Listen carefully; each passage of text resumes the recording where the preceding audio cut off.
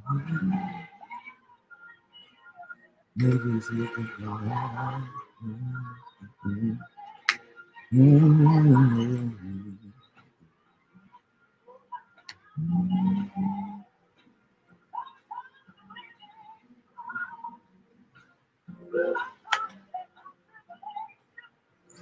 bad. Yo, what's good, people?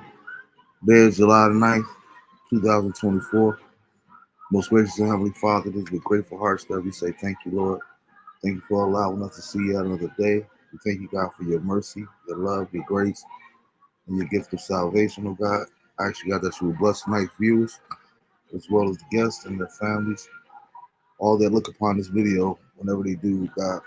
We ask you, God, that you will look on the families of the survivors, of the people making pilgrimage to Mecca, our Muslim brothers and sisters that passed away on their journey. We also ask you, God, that you will look over those that are suffering in the middle of our country with flooding and tornadoes. We ask you, God, that you keep them covered with your precious blood. We ask all these things and thank you in advance. In Jesus' name we pray. Amen. Yo, what's good, everybody? Hey, what's good, Jen? Saying to you, happy Tuesday. Thanks for tuning in. Let me know where you guys are chiming in from, if you're YouTube or Facebook. And share this if you don't mind, so your friends can be a part of the conversation as well. I want to say happy born day to Miss Eileen Blunt, Priscilla Willis, Tammy Santiago, Tiffany Miller, Tyrone Williams, Cynthia Jones, my man Jeffrey Taylor, Mrs. Suzanne Dunn, Mary Bishop, my man DJ Westside. Happy born day, bro. Miss Cookie Danley Watson, our special guest, Kevin Danley's mom. And last but not least, my cousin Dog, Eric McLean, who celebrated his birthday this week. Happy born day to everybody that celebrated on this past week. Again, condolences to everybody that lost life and family members over the course of this last week or so.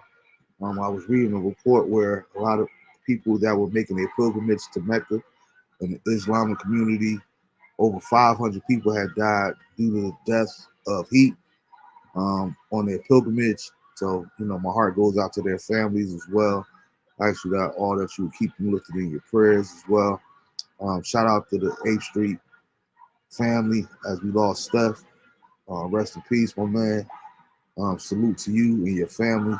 Our condolences to you and your family, as well as the whole 8th Street clique and family. Then last but not least, I was waiting for our guest to kind of get into it, but we want to say rest in peace to Bishop Kirby Brown, who lost his life this weekend. Actually passed away doing what it is that he loves to do, which is preaching and singing.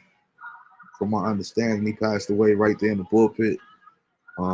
So condolences to his church family, his members, his actual family, Hezekiah Walker and the Love Fellowship, that whole family and community, as well as fans all across the world.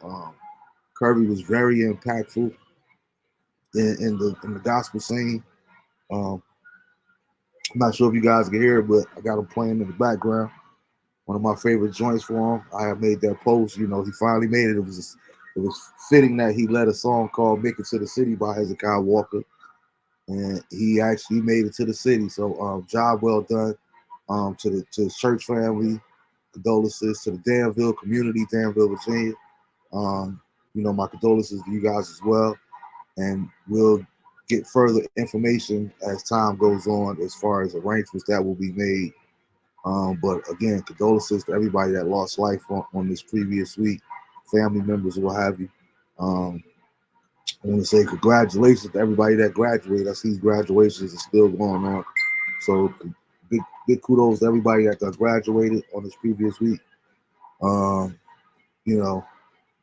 It's not a simple feat. It's not an easy feat. So my hat's off to you guys for showing discipline, for showing resilience and persevering.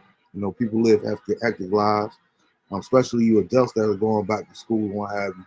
My hat's off to you. I applaud you for the efforts and striving to better yourself, to educate yourself, or whatever it is that you and all that you endeavor to put out to do. Kudos to you guys as well. So, like I said, I know it's not an easy feat. So my hat's off, and I want to say respect to all you guys that persevere and just keep fighting and just keep growing in life. I think that that's very important that we all do. Each day I was having a conversation with my pastor this previous week, and one of the things that I was saying was, I realize I'm realistic, so I realize I have less time. I would think anyway. I would have less time on the face of this earth that I've already lived. So I think that it's really important, especially the older that we get, each and every day that God blesses us and allow us to see that we try to be better than the day before, that we're doing something positive. Each day of my life, I make sure that I'm trying to give back or be used by God in a specific way, whether it be calling someone, whether it be texting, whether it be a post, whether it be whatever it is. Just sending somebody, just thinking about you, just praying for you, whatever the case may be. I think it's very important for us to all give back and try to be better each day and each breath that we have left. I think that that's very vital, and I think that that's very important as well. That we don't take life for granted. You know what I mean? We don't take this precious time, this gift of life, because that's exactly what it is. This is not something that can be purchased. This is nothing that we can do on our own merit, but God gifts us with the gift of life. So I think it's very important that we do our due diligence and be very grateful, in particular, and intentional about what we do with the time that we have left. Um, I was having a conversation with an athlete friend last week. And it was like, I remember the days where you could just run and it just felt like you was floating. If you ever been gifted with speed or whatever the case may be. And now with this age, it's like all you got is those memories. Like I remember the other day I went to go try to run and I had to actually think about the running process. Like, okay, I do just like put one leg in front of the other. It's like I had to literally think about how to run. So it lets you know Father Time is definitely undefeated. So let us be diligent in how we spend our time that we have left here, and just um, being grateful. Can't say it enough. Just being grateful and make sure that we're doing positive things with it. It ain't about just self. It ain't about just doing for you. It's about what you do for others. I always try to, and it's like, even if you're not a Christian, it doesn't matter whether you're a Christian or not. It's always about giving back. You know what I mean? But one thing in particular, when I talk to Christians, I tell them in particular, when you look at the life of Christ, everything, not one single thing was for himself. Everything Christ did was for others, was for us, for the goodness of mankind. Like, you didn't see Jesus say, well, I just finished feeding 15,000 folk. Now it's time for me to kick back and go on vacation. Like, no, we didn't see that. You know what I mean? I think like we got for Christians anyway. I think if you're going to be a follower of Christ, I think it's very important that you spend your life doing for others, not just being selfish and doing everything for you, living your best life. And you know what I mean? It's about being an example of Christ. And like I said, if we to follow that blueprint, everything that he did was for everybody else. So when do we remove ourselves from our situation and what we're comfortable with? Which is a whole different conversation, because everything that God will have you to do when you really seek him, it won't necessarily be a comfortable situation. So I think it's very important that, you realize that too, but make sure that you get to a place where you actually, you move to a space and time where what you do is not about you. It's bigger than you. It's not about you or just your well-being. I was having a conversation with my mom about how, one of the things that I noticed too in our communities is how, when you look back on the 40s and the 50s, what have you, it's like I think to a certain degree, we were better off. It's like I understand what people consider success, and we're making money and times of change and all that good stuff there. But as far as a community, we were better off when in the 40s and 50s as a community. Families that didn't have money, so to speak, they used the barter system. You know what I mean? You have families that they have family neighbors that could come over for something to eat if the parents were working or whatever the case may be. There was a lot more love. Families actually ate dinner together around the table at a specific time. Right. More unity within our communities, and it's like the better off that we've got financially, so to speak. Everybody, we've lost that sense of community, and everybody's going for self. As long as me and mine are good, like, and I don't think that that's the way we should be, especially again those that profess to be Christians, because it's not about you. It's about being an example like Christ and doing for others. It ain't about just you being well off. It's about is your community better off because you're well off. So that's all I had to really say on that day. I was waiting for our guest to come on. Yo, what's good, cuz? Man, what's going on, brother? Chilling, How man. you doing, man? Hey, ain't nothing much. I gave the Born Day shout outs, but I kind of wanted to get started there before we get into that whole conversation. Because I didn't even tell you what all I wanted to talk about tonight. We just got so carried away last week. Right. I wanted to talk about that whole Stephen A thing, but before we get into Stephen A, on OJ, we lost Curvy. We lost Curvy Yeah. on this Monday. So just Yeah. share how what you want to share about Curvy, and the impact that he had on your musical ministry and on your life period. Absolutely, man. We go way back, man. I was playing for Dr. Ron Bigelow, and him and Ron Bigelow are like best friends, what have you. And when I was playing, this was, man, God, I knows about 15, 20 years ago. And that's how I met, well, personally met Curvy, what have you, and then wound up playing for him. We preached or we sung or what have you, and we had the opportunity to accompany him and everything, man. And he was just a great guy, all around guy, man. Amazing singer, amazing psalmist. And so we all remember the classics. Make It to the City, with That's what I Hezekiah was gonna Walker, Lord Do It, all of those classics, man. We remember Curvy on, man. It was just so sad. Um, like we were sharing with one of my brothers, Pierre Whitlow, and we were saying that, what way to leave, even though we don't want to leave this world, my man, but he was doing it. He left doing what he was called to do. say. Which Exactly. we're preaching the word of God or what have you, and everything. And it's just sad, man. And I was sharing with some other pastors and things that, we gotta make sure that we're doing out what's necessary of us to make sure that we're in the best health as possible. Because pastoring, that the office of pastoring, that is stressful at times, and so people don't realize. I made a post today. People don't understand what pastors go through and the call, or the weight of the responsibility that people, not just us as pastors, but people put on pastors, right? And that level of accountability, and the responsibilities that people give us that the Lord never intended for us to have. If we're gonna be truthful about it, you know what I mean.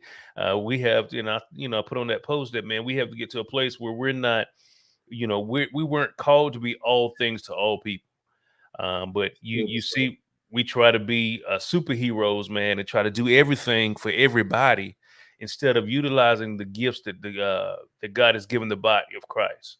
Instead of utilizing those that have the ability to help us in ministry and help us accomplish the will of the Lord, in the kingdom and stuff, man. And we just have to be wise in how we do that. But yeah, man, it's so sad, man. We often hear about pastors passing away. I think about 6 months ago, another pastor or bishop that I know of, he just finished preaching, literally just finished preaching, put the mic down, sat down, in his chair, and died right there. You know Mhm. what I mean? And so this is becoming more common now.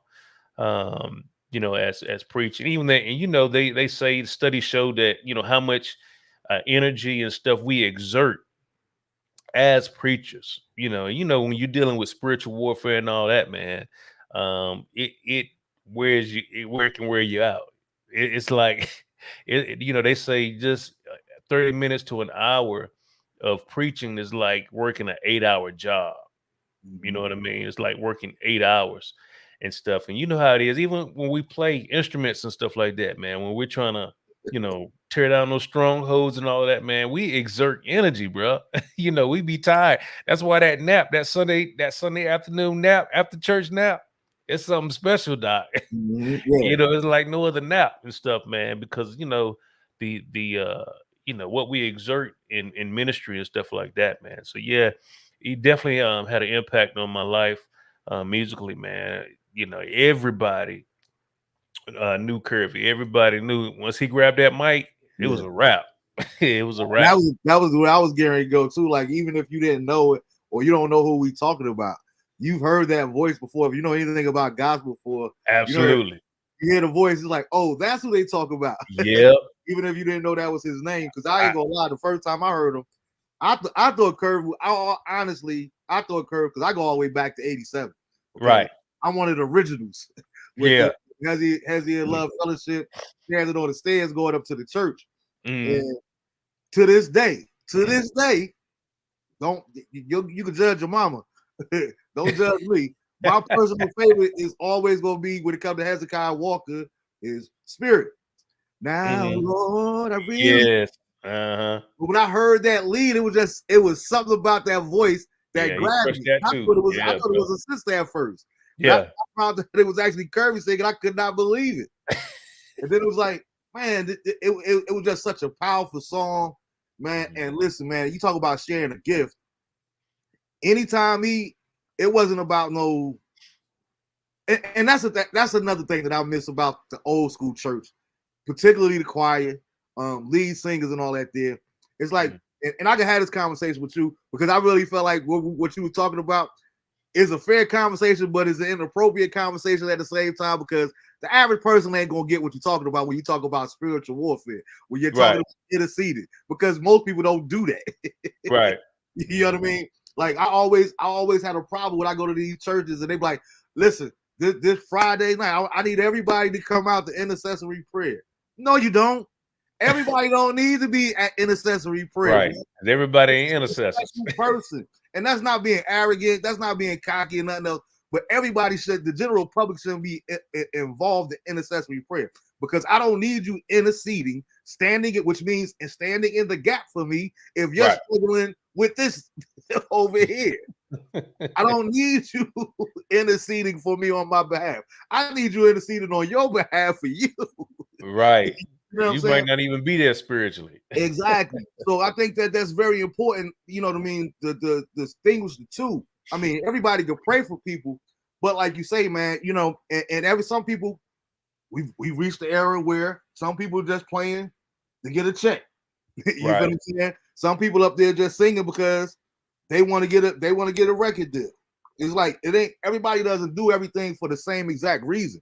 But what you like you said, man, that nap, bro, listen. That nap sometimes turn into a coma. You know what I Right. mean? When you love it, when you look at it as divine ministry, it's not always about being in the pulpit. You know what I mean? Right.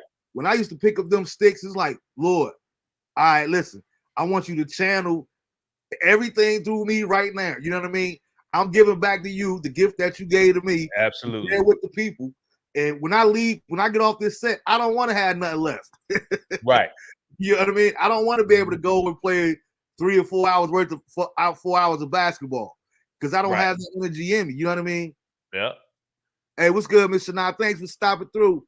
I think that's very important, man. So, like I said, it's people do different things for different reasons, and it's not that we better than anybody else, whatever the case may be. But I think that's very, very important. When what I was saying was about the whole choir in these days now. I remember when you had an anointing you had to have a special anointing to lead a song. You know what I mean? It wasn't about how good you could do runs. It wasn't Right. about sounding like no Kim Burrell. It wasn't like sounding about Layla Hathaway or being the best singer. You know what I mean? Right. One of the most popular gospel songs of all time, Mississippi Mass. I'm not tired yet. That old lady, listen, can't nobody lead that song like she can. Right. Is it the prettiest voice? Absolutely not. But that's her song. She That's her embodied song. that song. Right. And I think so many times that's one of the major problems in the church today. My personal opinion. This ain't theology or nothing. I'm just on my vent right now. But we become so commercial, bro, where we've all been in that service where the atmosphere was, oh my God, like this must be a prerequisite for heaven. So how can we do this every single Sunday? Every service is not supposed to be like that. It's not exactly. Like, let's stop trying to remanufacture. Trying to recreate that experience, but that's not how God works. Yeah, you can't. Know what I mean? That's not how God. Right. And I think we do the same thing with these singers nowadays, man. It's about the prettiest voices and who can do this song here and that there. That's why we've gotten away from the choir. We got the little praise teams and all that there. And I thank God for that music ministry too, as well. But there was something different. Even when you go back in the day, in the 80s, it was something about, because I remember as a kid, I used to be like, oh God, like, do we have to go to church today? But when them golden voices got up there, sung, the senior citizen choir got up there. Different, right? There was either something to that. and man, even in today's church, man, when we can sing all of the contemporary songs we want, but when we pull out them hymns, listen, it's something. A good hymn will tear a church up. Period. You know what I'm saying? It's just something about it, man. It's that substance, it's that anointing that was on those writers when they were writing those hymns, man. And like you said, man, it's just something different about the music back in the day. You know what I mean? And that's what a lot of churches are missing. And to be honest with you, man, I really firmly believe that it's because the lifestyle that they lived back in the day. We have so much now that we contend with, that contends with our attention and our time. Back then, that's all they did was spend time with God. You know what I mean? I remember the stories, hearing the stories of how they would pray all day long and all that. And I used to think, like, how in the world are these folks spending hours and hours and hours in prayer? But bro, I remember all the results spoke for themselves. Okay. When you saw that anointing, man, and we coveted that anointing. We was like, man, we want that. I used to always be like, God, anoint me so much so that through my playing, man, people would be set free and delivered and healed. You know what I mean? And that's what we was like, okay, that's what we want. It wasn't about flash and fortune and all of this stuff, man, and being famous and all that. No, we wanted the anointing of God to rest on our lives. Yeah. And because of that, man, we made a difference. It was seen through our playing. It was felt through our playing. It was felt in those atmospheres, man. Through that worship experience, man. That's what we're missing today, man. People, we don't humbly submit our wills to the will of God. Period. Yep. Period.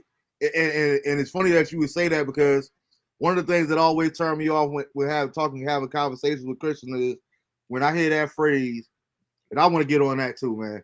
I get so sick and tired of fads and these fads. But sisters, I cannot wait till this AI pictures fad goes away. Man. Oh my God. Yo, please stop it. Ladies, please stop it. Stop it. Stop it. Stop it. Stop it. I beg of thee, please stop it. Let this thing come to an end like yesterday. Immediately. Like yo, stop with the fake pictures and oh my God, this yo, stop it, please, please. Oh my God, Jay. It's like I come across 2 or 3 of them and I gotta get off social media. I can't take it. Like, good and well, you don't look like that. No good and well. Like, stop with this here. Oh my goodness. But anyway, man, I was talking about the different fads. I don't even know where I was going. I had to get that out though. Boy, that's been on my soul for the last week, man. I'm telling you, man, this been driving me crazy, man. I can't take it. I can't take it, man. And everybody got a right to do whatever they want to do.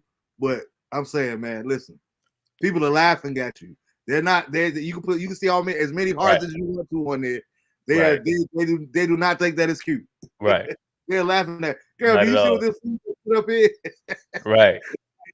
Come on, man. It's crazy, bro. Sometimes you got to read the name on the profile to see who posted it. Like it don't look like you. Exactly. like, I remember that one time I was like, who is this? I was like, there's no way in the world. Let the teenagers be teenagers. You know what I mean?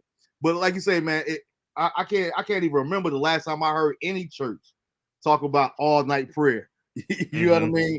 I remember those days, and I remember having to go there however often it was on Friday nights. But like you say, it was making a difference.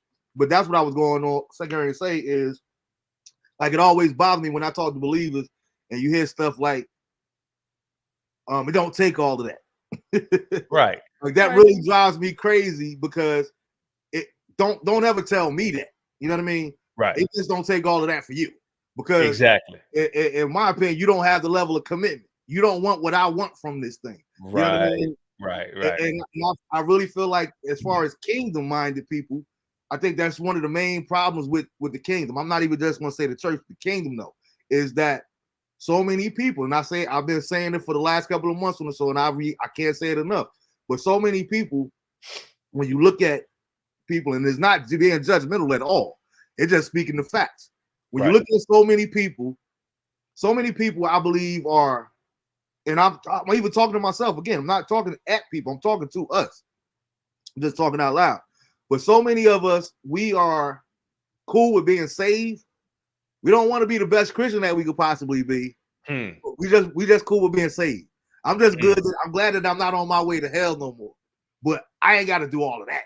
You know what I mean? I ain't got to pray 2 hours a day. I don't have to read my word every day. You know what I mean? I got football practice. I got to work.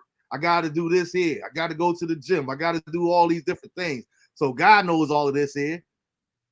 But no, where is your commitment? I'm a firm believer that people, and I can't stress this enough, people make time for what and who they want to. Right. Period. Absolutely. You can talk all that. Well, oh man, I've been meaning to get up with you. I've been meaning to reach out to you. You can do all that all you want to. Right. You know what I mean? If it goes 2 or 3 years that you ain't talking to each other, is a reason for that. Right. Because people make time for what and who they want to. You know what I mean? Like, and I think that we got to get back to that place. It was like you mentioned it earlier.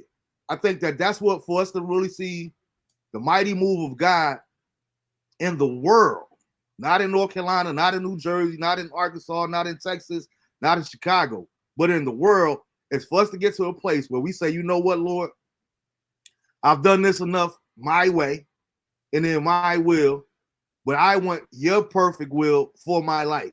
Right. When we actually surrender completely, not 90%, not 95%, not 75%. Those are good numbers. But until we submit completely 100% to God's will for our life, I'm telling you, we're never going to see it. Now, is it going to be peaches and creams? Absolutely not. Is it going to be a life of miracles all the time? Absolutely not. Are you going to feel good all the time? Absolutely not. Will you be slandered? Yes, you will. Will you be lied on? Yes, you will. You're going to go through some things, but guess what? The peace of mind that comes with that, and knowing that God is with you, right? Who could be for you, who could be against you mentality. It doesn't matter the slander. It doesn't matter the lies. It don't matter what they say. It don't matter how you feel. It doesn't matter how much money is in the bank. None of that matters. None of it. Know that you're in the perfect will of God for your life, and you're living according to what He wants you to do. I tell people all the time, man. I always equate it to so I love to use analogies.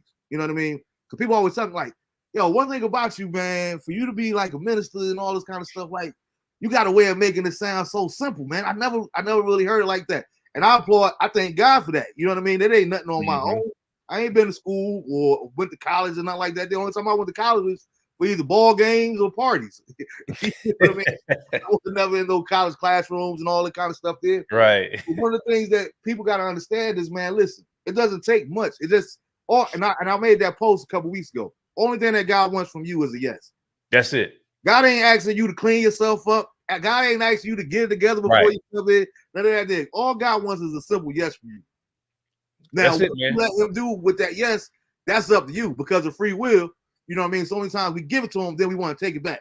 You know what I mean? And we got to get out of that mentality where we say, you know what, God? Because I was telling somebody that I was having a conversation up there. I said, even though it ain't always good, it don't always feel good, and sometimes you might not want to go through what you or have to endure what you got to endure when you're trying to live that lifestyle and be in the perfect will of God. But listen, the one thing that I take ease at, and I hope it blesses somebody else and you get it, is listen, the one thing God ain't asking you to do is he's not asking you to die for the sins of the world. Right. That part. So if divorce is a part of my all things work for the good, you feel what I'm saying? Mm-hmm. And so be it. If death of a loved one is a part of that, then so be it. Right. All things. It doesn't say just the good things work together for the good of the Lord. All things. All things. Once we get up that mentality and say, you know what? Cancer. Nobody volunteers for cancer, but you can live with cancer. Right. When you're in the perfect will of God, and if He said that's what I'm restricting you with, or whatever, that's what I'm going to allow. You feel what I'm saying? So we got to get out of the mentality that, oh man, I don't know if I really want to do all of that. He's not asking you to die for the sins of the world. Right. Anything else in comparison should be a cakewalk. Right. when you really think about it, it should be a cakewalk after that. Hey, what's good, Jew? But yeah, man, like I said, we ain't gonna go back and forth preaching today. We're gonna be here like we was last week. But I wanted to say that about Curvy, man. But again, when it comes to Curvy, man, I thank him for sharing his gift with the world. And one thing I can always say about him, I met him on several different occasions in person. And one thing about him, for him to be who he was, I respect the humbleness. I always remember that when I meet different people that's known. Mm-hmm. And I used to teach my boys that too. Like, don't y'all judge me again. But one thing I used to tell my boys from the time that they was, single digit age. When it comes to these girls, always remember what you first thought of when you first seen them. You know what I mean? And the reason I would say that is because first impressions do mean a lot. And if the very first time that you met them, if you thought that they were ugly in your eye, time may change that because you might get to know the person and you know, oh man, that's a good person. They're not going to be as ugly. Right. If they were beautiful and then they ain't about nothing, they might not look that good after you get to know them. Right. So it's very important that you remember right what you first thought initially. Mm-hmm. Because you might fall in love with somebody that you thought was ugly. Right. That's the moral of the story. And looks are and everything. But I said that to equate it to the fact that, you know, I'm big like that, especially in church. I remember the first time that I meet people in church. I remember if you got an air about yourself, if you're arrogant, peasants, like who are you to speak to me? Hey, talk to my people, talk to my assistant. Right. Is a different thing when you're accessible to the people. One thing I've always seen about Kurt, every time I've seen him in person, he was very accessible to people. He had no problem with taking pictures with people. How you doing? God bless you. You know what I mean? It wasn't the fluffy fluff. And I respect that so much when I see that authenticity in people. When you display the love of God in flesh, that's a rare thing, bro. We don't see that no more. We don't see that no more, man. And I feel like part of it is what it is because we definitely getting off the church stuff. But one of the problems is we've lowered the standard. Right. I tell people all the time, why do you think that is such an influx of mega churches now? All these big churches. Why? Because we made it so easy to be a Christian. You know what I mean? Because of that, it don't take all of that mentality. Right. You got people that have titles in churches that aren't even married to each other, but they live together. Right. But they got a position in the church. It's crazy, like man. we No lowered standard. the standard so much to No there standard. is no standard anymore. No standard. You know what I mean? So therefore, like jokers is like, oh man, yeah, I could do that. I can wear my J's to church and throw on my throwback and go to church. Oh yeah, I could rock with this kind of church. Right. I can sleep with whoever I want to and come in here on Sunday morning and cry, lift my hands and praise the Lord. Oh yeah, I could get with this kind of church. You see what I'm saying? Right. So we got to get back to the old ways, man, where it's about, you know what? I try to tell people all the time. And when we get to that place on a personal level where it ain't about what people see you do, I tell people all the time, man, listen, I've never been a painter. I've never been in arts. And I refuse at this age to start. When I say I don't care what people think, that's exactly what I mean. And I'm not saying that in an arrogant way, but you have no heaven or hell to put me in. I don't care what you think of me. Because it's not going to, oh my God, man. Jay don't even talk to me no more, and this is my cousin. I don't really care, and I don't mean that in a negative way. You see what I'm saying? Right. All I care is what God says. Right. What God thinks of me. Am I doing my best for Him? You see what I'm saying? Because at the end of the day, all the rest of the stuff is phony. Right. You people please, and everybody sees. Oh my God, you do such great ministry and work and all that did, but they don't know you crying yourself to sleep every single night. You see what I'm saying? They don't understand that you don't have any happiness on the inside. Right. That's why you stay so busy, and that's why you do all of this, and that's why you do all of that. They don't see that side of you, but they just see the works. Right. And works alone ain't gonna get it. No.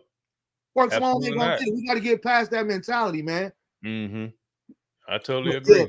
Man, yeah. Like I say, man, Curb, we rest in peace, man. We appreciate you. We're gonna get that information out there as it comes in with people. As far as the arrangements or whatever the case may be, I'm quite sure that's gonna be a big one, man. That's gonna be a big funeral. That's why I said I'm not. We ain't had that type of celebration. Yeah, I'm a fan. I'm gonna try to stream, but I ain't trying to go and show up and nothing like that. I ain't had that type of relationship with him. I don't. I don't get down like that, and I'm not one of those people that's been like that. Which is why I was actually shocked, and it was like sometimes I forget. You know what I mean? Because. And I was telling somebody this a couple months ago when it came to Bishop Everett. It was like, I remember when we were younger, I ain't gonna lie, I used to feel some kind of way when y'all called him Uncle Jimmy. Like, yo, why they call him Pastor Everett Uncle Jimmy, yo? Even though I know that's the aunt. You know? Right. Like, nah, y'all supposed to put some respect on his name. That's Pastor Everett, yo. You can't call him Uncle Jimmy. I don't call him Uncle Jimmy. I remember one day, man, he was in the car, and he asked me that. He said, "Well, you call your aunt Nessa. Why you don't call me Uncle Jimmy? All your cousins do." I said, "Because you Pastor Everett." And he just started laughing. But when his funeral came, it was like that was one. I used to tell my mom all the time that was one funeral that I was definitely not looking forward to. Right. You didn't want to be no part because he was one of those people, like I was saying about Curvy.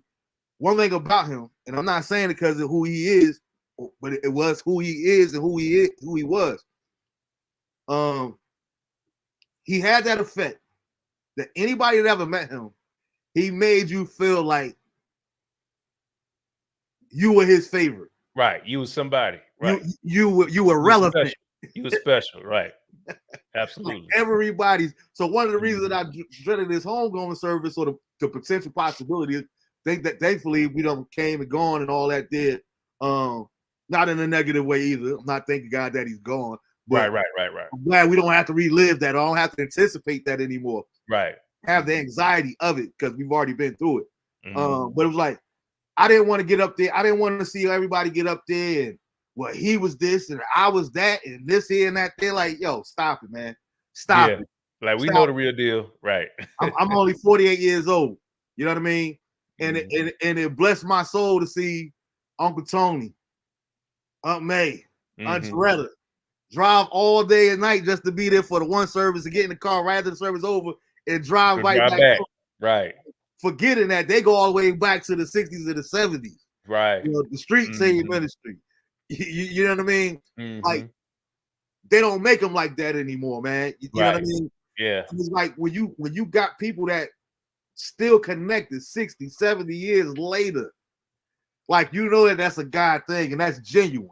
Right. Love Those that ain't divine, no divine connections. Yeah, man, and you can't replace you can't put a price on that, man. No, So nah. shout out to them, man. And again, I always think about, I say, man, they came up here fucking Jimmy or brother Jimmy as they call them. But yeah, man. So I wanted to transition. I wanted to talk about Curry first because I don't know if you've seen it. One thing people that know me personally know is I don't do Stephen A under no circumstances. I am not a Stephen A fan, yo. Never have been, never will be.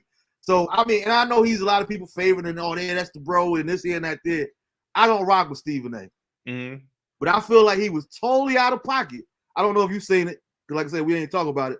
But he was talking about how the BET Awards, and we're gonna get to the BET Awards, but during the BET Awards, when they do the memorandum, memory of how disrespectful it was for them to have OJ Simpson up there. And I want you viewers to chime in on this as well. Let me know your thoughts on it. But oh my God, it was so disrespectful. They should. This man was a disgrace. They don't need to be putting him up there with all that there. Listen, man, you can keep your opinions to yourself. Like Dave Chappelle said it best to me when in his first Netflix special that he was doing. He was like, people was like, how dare you shake that man's hand? He said respectfully, that man ran for over 11,000 yards. Right. You know what I mean? And this is one thing. You can feel however you want to feel about it. But at the end of the day, last time I checked, and it's over almost 30 years now, the man was acquitted for all murder charges. He went through the process. So you can feel however you want to. Nah, yeah, OJ did. I know he did it. Okay, was you there? Like, how do you know that he did it? You know what I'm saying? I'm not even about to get into the innocent versus guilty. My point is, he went through the process, got acquitted, and again, it has nothing at all to do with what he did on the football field. Right. You know what I mean? And I think that is bogus for them to when you put it in terms of that. When you put it in perspective, let's talk about it. They talk about how Ty Cobb was an alcoholic and a woman beater. We all heard the different stories about Babe Ruth. You know, all these people that's in the Hall of Fame, these legends. When it comes to what they did on the field and off the field, it's two separate things. Right. So for you to say that this man doesn't need to be remembered, I think you sound like an idiot, a fool, and a straight up hater. Right. Like you talk about it was disrespectful for BET to do that. It's disrespectful for you to come out your mouth like that did. And I still won't be on that. I still won't be on that side of it. But I could give you half of it. I could meet you with midway the road if he had been found guilty. Right. That part. You know what I mean? Yeah. I can see. I can even take the argument into consideration if he was found guilty, but he wasn't. And that's the thing, man. That's where I'm at with it. Yo, this man was acquitted, bro. You know what I'm saying? The only thing he was found guilty of was going to try to recover his memorabilia. Stealing back the stuff that was stolen from him. That was stolen from him. And the way that he did that is what he was convicted of and what he served time for. And so you can't hold that. The thing that I hate, man, is that there are other athletes that have committed things and done things that they were convicted of. You know what I'm saying? Drugs and all of this other stuff, murder and all of this other stuff. But we don't have an issue with that. We got an issue with OJ. Man, no, let them people celebrate him for what he did on the field, right? His personal life, that's totally different. And again, that's based on your opinion. Because the man was acquitted in a court of his peers. He was acquitted.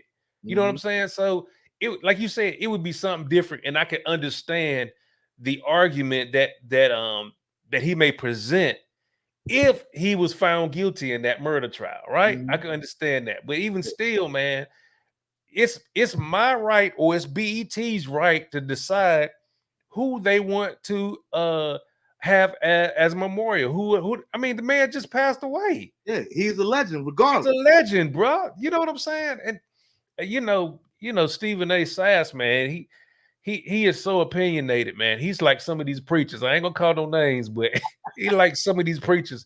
And I'd be like, bro, come on. Yeah, I mean, come on. Keep your opinion out of the pulpit. You know what I'm saying? If you're gonna preach the unadulterated gospel, preach the gospel. But you ain't gotta interject your opinion in everything. You know what I'm saying? Or if you do that, do like I do and sidebar it. This ain't theology. This ain't there you go. Right. There you go. Put that disclaimer out there. And they ain't doing all of that thing. Nothing. Right. Preach to me. Well, God wants you to do the. First of all, now you mind the God's business because now they say that his ways are so far above what we could even imagine or think. Therefore, don't even act like you know what God is telling me to do. Right. I would never tell you to do that. Don't tell me that. Right. Exactly. And so it's those types of situations, man. So yeah, because I haven't seen the BET Awards, man. Okay. I'm so done with these award shows, bro. From BET to the Stellar Awards to the Grammys. I'm like, yo, I mean, it's all centered around politics and all of that stuff, within the industry and all that type stuff. So I just been focused on, getting what I need to get done. You know what I'm saying?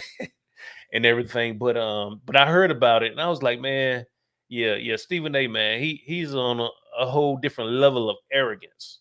He feel like he's God's gift to the world, to the sports world. I'm like, bro, come on, man. Let's not forget where you came from. You know what I'm saying? Or how you got there. Yeah, well, how you got right. Or how you got there, man. He came out of Winston-Salem State, and people don't know this, and they be like, I'm hating on him. No, I'm speaking the facts. Do your homework. Right. Stephen A got on the scene because when he was on this little, I won't even call it a fake basketball scholarship.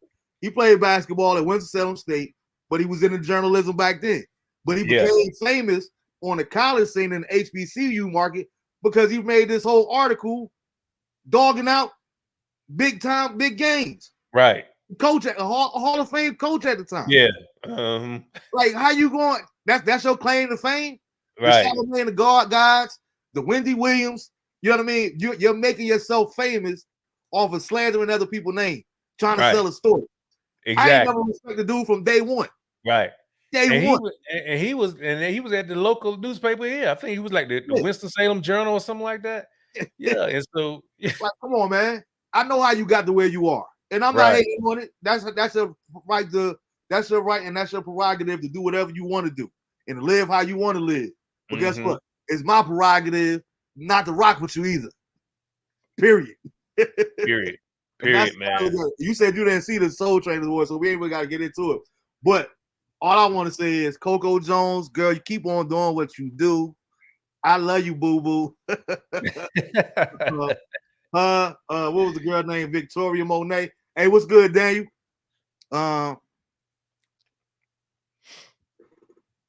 Daniel, what's going on, bro? Hey, did y'all make it back, D? My little bro. Did y'all make it back, bro? What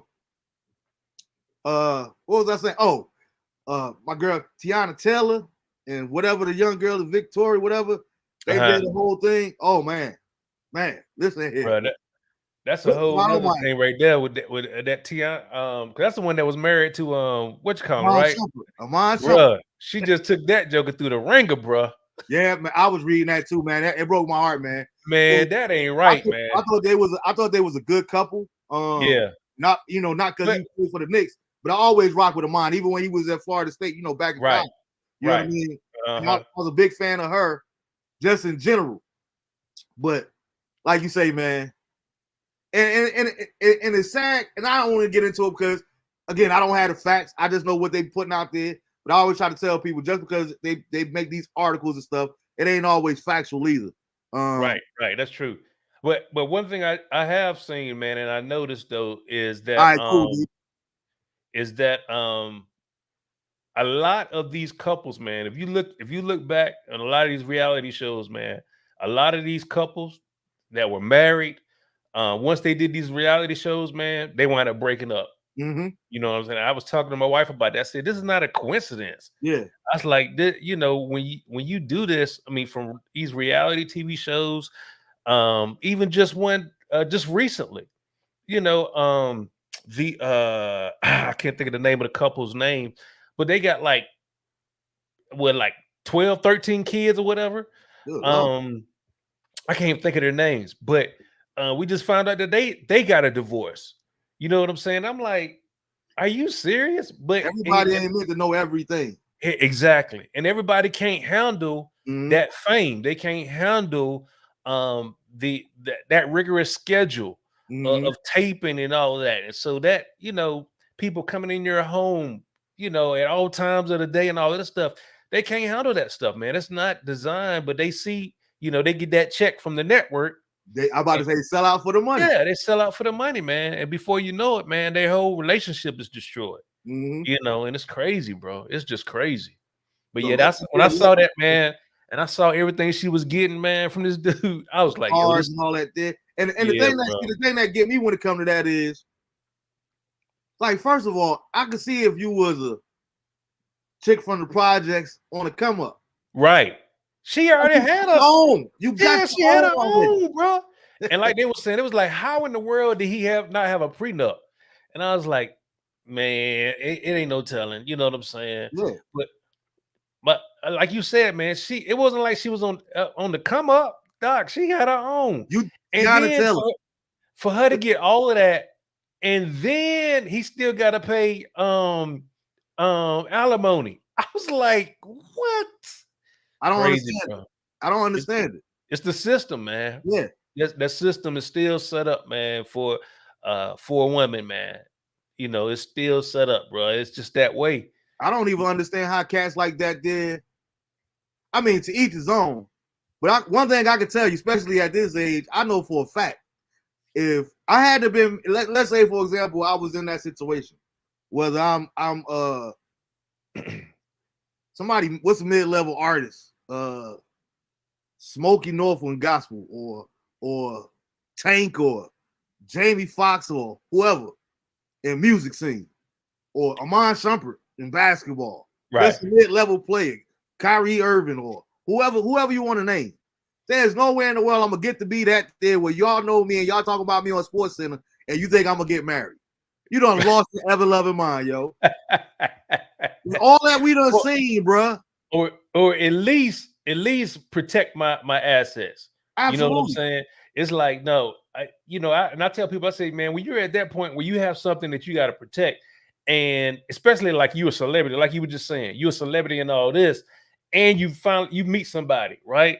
No, that ain't got nothing to do with love. That ain't got nothing to do with trust, bro. That's got everything to be do with being a good steward. Mm-hmm. You know what I'm saying? Of what God has given you. Listen, everything I've earned from this point on, because I ain't gonna allow you to marry me, and then 3 years later you want to divorce me and take everything I got. Man, is you crazy?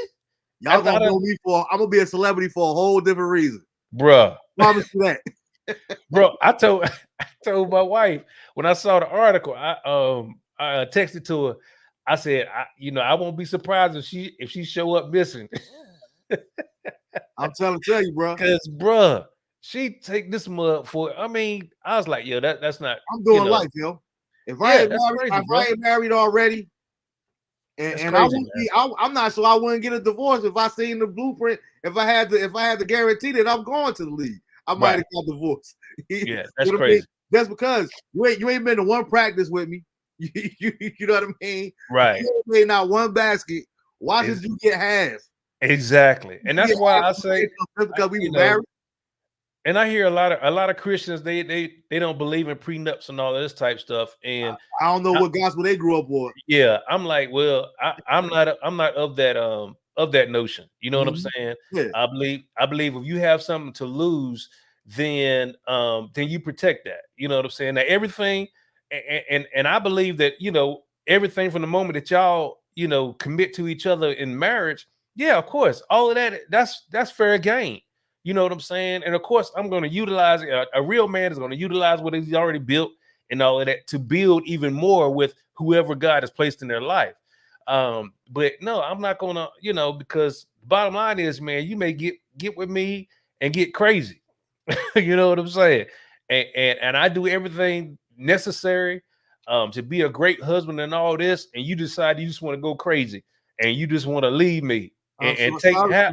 this isn't working anymore. Right. No, no, I've seen it too many times. So yeah, I'm like, yeah, anytime you got anything to lose, or worth, something, no. Yeah. Protect But those assets, man. I didn't even see a percentage. But Yeah. half, you Yeah. know, lost your Right. God ever loving mind. Absolutely. No, You know what I mean? We're no. not doing that half, man. So And no. I've seen horror stories with stuff like this, man, where the individual, the husband didn't protect the assets and the stuff that he had set aside for his children and all that, man, and he had to give up even half of that stuff. You know what I'm saying? I'm like, from children that he didn't even have with this wife. You know what I mean? That's why I Can you? thank God for being from North, because we gonna always have, when you come from the streets, and I hate to say it because we don't tell secrets. But listen, when you got that money in the mattress mentality, Right. keep it. I don't care how many $1 million you got in the bank. Right. You better have a stash somewhere in cash in a duffel bag where Right. don't nobody know but you. Not your mama, not your brother. Man, you believe Yeah, this man. fool had a $500,000 buried somewhere and they ain't Right. tell nobody? They told Yep, a I soul. believe it. I believe it. Haven't told a You just soul, never man. know. And it's like I know the women probably feeling some way hearing this, but guess what? In the same regard, if honey boo boo, if you got a gifted voice and you got a skill or you got a skill set out there, you come entrepreneur, guess what? Marvin ain't got no problem with signing a prenup. Because I don't want Absolutely. half of what you built either. And see, I and don't deserve half of what you built. this is why I believe it speaks to a person's character and their heart, right? Mhm. Because if you truly love me, it doesn't matter, right? It doesn't matter because you realize that no, I shouldn't have a right to what you built before me. You know what I'm saying? It's like, to me, that's just common sense. It's like, okay, no, I'm not getting in this for your money, right? You know what I'm saying? Those that have an issue with that, then that shows, okay, no, you try to use trust as a factor, but no, it's not really about trust. It's about the fact that you want to be able to have access to whatever that has been built by that other partner or that spouse. You know what I'm saying? Nah, bro. And that's the story of life. Because if you removed what this scenario just applied to anything, just think about how many times people do things in life not because it's the right thing to do. They do it just because they can. Right. Right. You know it might not be right, but oh well. I mean, if I could get half, why won't I take half? Right. Right. Yo, see, that's what I'm saying. That's why I think God, and that wasn't my situation, but I don't want nobody trying to read no subliminals and nothing like that there. Right. I thank God for being single these days. You know what I mean? I tell people all the time, man, you gonna get remarried? You gonna do? Listen, bro, I'm good just like I am, bro. Thank God Almighty that, and like I said, I don't knock marriage. Marriage, nothing, ain't got nothing to do with my ex-wife or our situation, nothing like that there. So I'm not slandering her. I'm not talking about her. And I'm just talking about for me. The level of freedom I have as a single individual, where I don't have to take anything into consideration. Yeah. When I want to eat, what you want to eat. Oh, baby, you feel like Right. man, listen, It's different. this is a sense of freedom now. I've never, you know what I mean? I Yeah, never it's seen it in different. my life until this point in my life. Right. You think I'm gonna give all that Right. up to become one with somebody that might 10 years down the road switch up and this Right. ain't good for me no more either? No, Right. man, I'm not putting myself in that situation because like I Right. said, And that's your prerogative. for a reason. Yeah. Yeah, that's your prerogative, man. And people have to be able to allow you to live out your life, Mhm. your journey, man. It's like marriage is not necessarily for everybody, or remarriage is not necessarily for everybody. Yeah. Because I tell my wife all the time, like, look, I know it ain't about to happen, but if we had ever split up, trust me, I ain't going through this again. I'm like, God, I'm giving my life totally up to you. I'm gonna be a eunuch, and that's it. Because I can't even imagine having to relearn somebody. You know what I'm saying? People don't get it when I say that, bro. Bro, Like, I can't even imagine I gotta having learn. to go I through gotta that. learn what you're allergic to, what you Right. like here at this Nah, restaurant. bro. I can order for you and all. That's why your favorite color and all that. Man, it's too much work, bro. it's too much I ain't work, got time man. for it. I don't have time for it, bro. I I'm ain't got like, the time no, or energy. I can't do it, bro. I can't do it, man. I didn't invest. Now I tell her, like, girl, you ain't going nowhere, and I ain't going nowhere. I didn't invested too much time, too much money, too much effort into having this great marriage. We ain't going nowhere. We going through it all, bro. We go die together. Yeah, kudos to the married folk out there, because like I said, that's one thing about it. I try to tell people. People always say marriage is work. I don't look at it like it's work. I I look don't at it even. like it should be a career, because there's a difference between working and having a career. You feel what I'm saying? Right. Like it should be that level. Like you just do it. Like people always say, you do it because you love it, and if you didn't get paid, you would still do it, and all that. There, like that should be your approach when it comes to marriage, in my Right. opinion. You know what I Right. mean? Because it should always be about giving and supporting other people. Your kids do not become before your unit, which is a whole Right. different conversation for another. Oh, they don't like when I talk about that, Reverend. Like I'm trying to tell you, because I was having this conversation the other day. Like, yo, it be killing me how parents. I find parents letting their children dictate how they move and how they live. Right. Like, that's almost humorous to me. Yeah. You feel what I'm saying? Right. Like, because I can't understand that. Just like you can't understand me, I can't understand that. Right. So we gonna respectfully agree to disagree, because Right. ain't no person. Put it like this: I'm not even gonna say child, because both of my sons are adults, right? But no person that has a level of existing and feel a type of way because of something that I did, you know what I mean, is going to dictate how I move. Right. All of that. I don't need your permission. I don't need your blessing. I don't need your nothing. Right. If I'm the reason that you have life. Right. That part. Like Dion said, where they do that at? Where do the parents follow the kids? Right. You know what I mean? Never confuse that. Never confuse that order. Like I'm not. I can't do it. And if you don't understand that, kudos.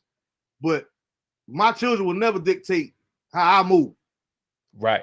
So Absolutely. you know what I mean? I don't need your permission, or I ain't gonna date. You know, they're gonna feel some type of way if I actually do start dating and remarry. So sorry, baby, I love you, and I really wanted to get remarried to someone, to you. Speaking of somebody other than my ex-wife, but my sons feel a type of way, so therefore I can't marry you.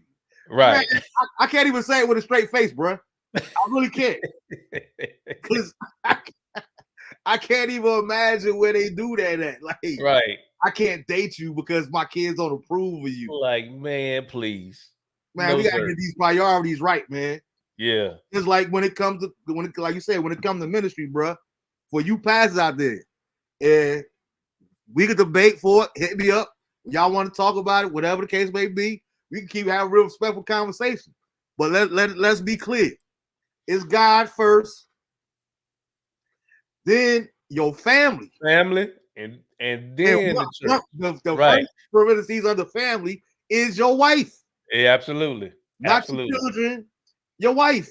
Right. Then your children. Then your children. Then you get down to the church family and ministry. And everybody else. Church family don't come before your family. No, sir. In no type of form or fashion. That's not the way God prioritized that. I preach that to my church. Even our launch team, I preach that. Even in our interest meetings, I tell people, I say, listen, we want people to have a relationship with God, but we don't want to get in the way of that. Mm-hmm. You know what I'm saying? And so, you know, having church 7 days a week and all of this, come on, bro. Come on. You know how we grew up. We was in church every single night. At least 6 nights a week, we were in church doing something. Sunday morning, Sunday night, Monday prayer service, Tuesday Bible study, Wednesday we had choir rehearsal, Thursday they had something else, Friday we had power and praise service, Saturday morning we had choir rehearsal again, and we started all back again on Sunday. God forbid you get. I'm only laughing because God forbid you get to the position where you at there so much that you one of the 10 people or 5 people that actually got a key to the church. Listen, come on, bro. And so, man, we got out of the place, you know, where family was important, and we got out of balance, man. And because we considered our service to God being meaning that we were supposed to be at the church 24/7, and that wasn't the case, you know. And so now you got the wife with an unsaved husband, because the wife got saved, but she spent all her time at the church. And now you got problems at the house because he's like, well, what about the house? You know what I'm saying? And now the husband at home, he mad with the preacher because she spent all her time at the church and she come home talking about the preacher. Because she got the mentality where you could come on to church with me and all that did. Right. But no. Let's, if you want to get into it, let's talk about how the Bible talks about what the word that the saved married to an unsaved woman, the way you live your life, he could get to know God through the way that you live your life. Not through your attitude, not through you having a fit and no, I'm going to church, all that did. Show him God's love through you. Right. And you will win him through that. Oh, you know what? Absolutely. Maybe I should go to church with my wife this Sunday. Right. I can't stand no folk. Now I don't want to dress up, but I'm gonna go with my baby because my baby want me to go. Right, exactly. So now he going to church for ain't working. Right. Now he going to church for the right reasons instead of the wrong reason. Where he going to check and like, I need to see what this Negro was all about. Yeah, exactly. Now he going because he see the love of God in his wife. And he's like, well, you know what? If she's being affected by this, I want to go see what this is all about. You know, that type of thing. But yeah, man, I've seen where pastors have bought groceries for church members and they family home sitting home starving. Right. Make that make sense. Right. Make that make sense. Absolutely. You can't do it, you gotta man. take care of home first. You gotta take care of home, bro. You gotta take care of home, man. You can't do it. You know, that's the thing. You know, that drives me crazy, man. When I see that stuff and I see how people are so out of alignment. You know what I mean? You know, the preacher tell them, you know, we got $500 line or $1,000 line, and you know these jokers ain't got the money. You know what I'm saying? And they getting in the line and just bouncing them checks, bro. We paying for blessings now. We gotta pay for miracles. We gotta pay for blessings. Yeah, everything. Oh, it drives me crazy to have a preacher come and just tear the house down, man. Just so anointed and all that, and God just uses them mightily. And then he come out of his mouth, you want to sow into this word. Oh, here we go. Here we go, man. I'm like, okay, you just ruined the whole thing. Ruined the whole thing. And there's no judgment, right? There's no judgment. But oh no, it's judgment for me. Check this out. Check out what I want to say. I've been in the pulpit. I preach sermons as a guest at home churches. I've been there. I done did that. And I'm not saying it because I'm not saying that it applies for everybody, but not one time in all the times that I have preached or ministered in music has the Lord ever gave me a specific number of people that's supposed to sow a specific number. Right. It's 24 people. 24 people, and I need 24 people to get in line right now. Cause where do they be getting these numbers from? Cause this is my thing, bro. I'm like, just be honest, man. Just be honest. Don't manipulate the people, man. Yeah. Just be honest. No, God didn't give me this number, but this is what I do full time. You know what I'm saying? And when you bless the man, sir, if you're blessing me, you're helping me do ministry full time. Be honest when you're honest with people, man, they can respect that and they're gonna give to you a whole lot. You know I say the same thing when it comes to America. If they would just tell us, look, y'all gonna always be treated as second-class citizens as black folk in America. Guess what? That person, whoever say that first, gonna get my vote. Because I can respect the fact that I can respect that you're upfront about it. Not telling me the American dream because it doesn't apply to me. Right. Systematic racism and everything, slavery shows me that does not apply to me. And here's the thing: now that I know the rules are right there in front of me. I know what you expect of me or how you're gonna treat me. Now I know how to flow. I know how to roll. You know what I'm saying? I know what I got to do to make it happen. You know what I'm saying? And that's my thing, man, is, and don't get me wrong, there'll be times where God may speak to you to challenge the people, Yeah, and they're absolutely. giving and stuff like that. Absolutely. And And that's it has totally happened. different. That's totally different. Yeah. But it That's wasn't, like I said, for me personally, in the time that he has brought me to that place to challenge the people when it comes to giving or whatever case it be, again, I stress the fact that it wasn't associated with no kind of numbers. No, right. I need 50 people to give, or I need 5 people to give $100. It ain't never been associated with numbers. Right. You know what God has challenged you on. You know what you have to give. Just like the woman that had one mite versus the dude that had this much. Because it's about the pot. If you got $10,000 and you give $100 offering, that ain't nothing, bro. Nothing. And I ain't telling people pockets. That ain't pushing you. That ain't challenging you. That's it. Each person, each individual will know what it's like to be challenged when it comes to giving. One thing I do tell people when it comes to giving, and I stand on it, and I know it for a fact, personally. 2 things I got to say about that. You can't be God-given, and God's math is totally different than us. God don't subtract and divide. He just adds and multiplies. Right. You can't outdo God when it comes to giving. Absolutely. Absolutely not. And that's the thing, man. It's like, and my thing is, what's wrong? Do you believe? Daniel, do we believe that the specific numbers on there? If that's what you're talking about, absolutely, I think that's wrong. Right. And here's my thing. It depends on how it's being delivered. You know what I'm saying? Now, don't say God told me to, ask for this, and that's it. Come on, bro. That's the whole point. So tonight, so we in a 5-night revival. So tonight, God gonna save 50 people. Tomorrow night, watch this. Why is it that God, every time you say God said, it's always based on the year that we in? Come on, man, bro. Come on, man. That's that gifting. If you trying to meet the budget, just say that. And that's all I'm saying. That's all I'm saying. Don't try to manipulate me, man. I done been in church all my life. I done seen this crap, man. Y'all excuse my language. I done seen this mess. And so, I get it burns me up, man. It burns me up how these people manipulate. And see, here's the thing, man. I heard a pastor. The why now, Dave. My bad, Jay. But he asking for specific amounts and why. Oh, okay. That's what we explaining now. Yeah, that's what we're explaining now. So yeah, I don't have a problem with you asking for a specific amount, because I understand that it takes finances to do these things. When you bring in a preacher, you got to pay for their expenses, their airfare, the hotel. You got to feed them. You got to take care of them, all that type stuff.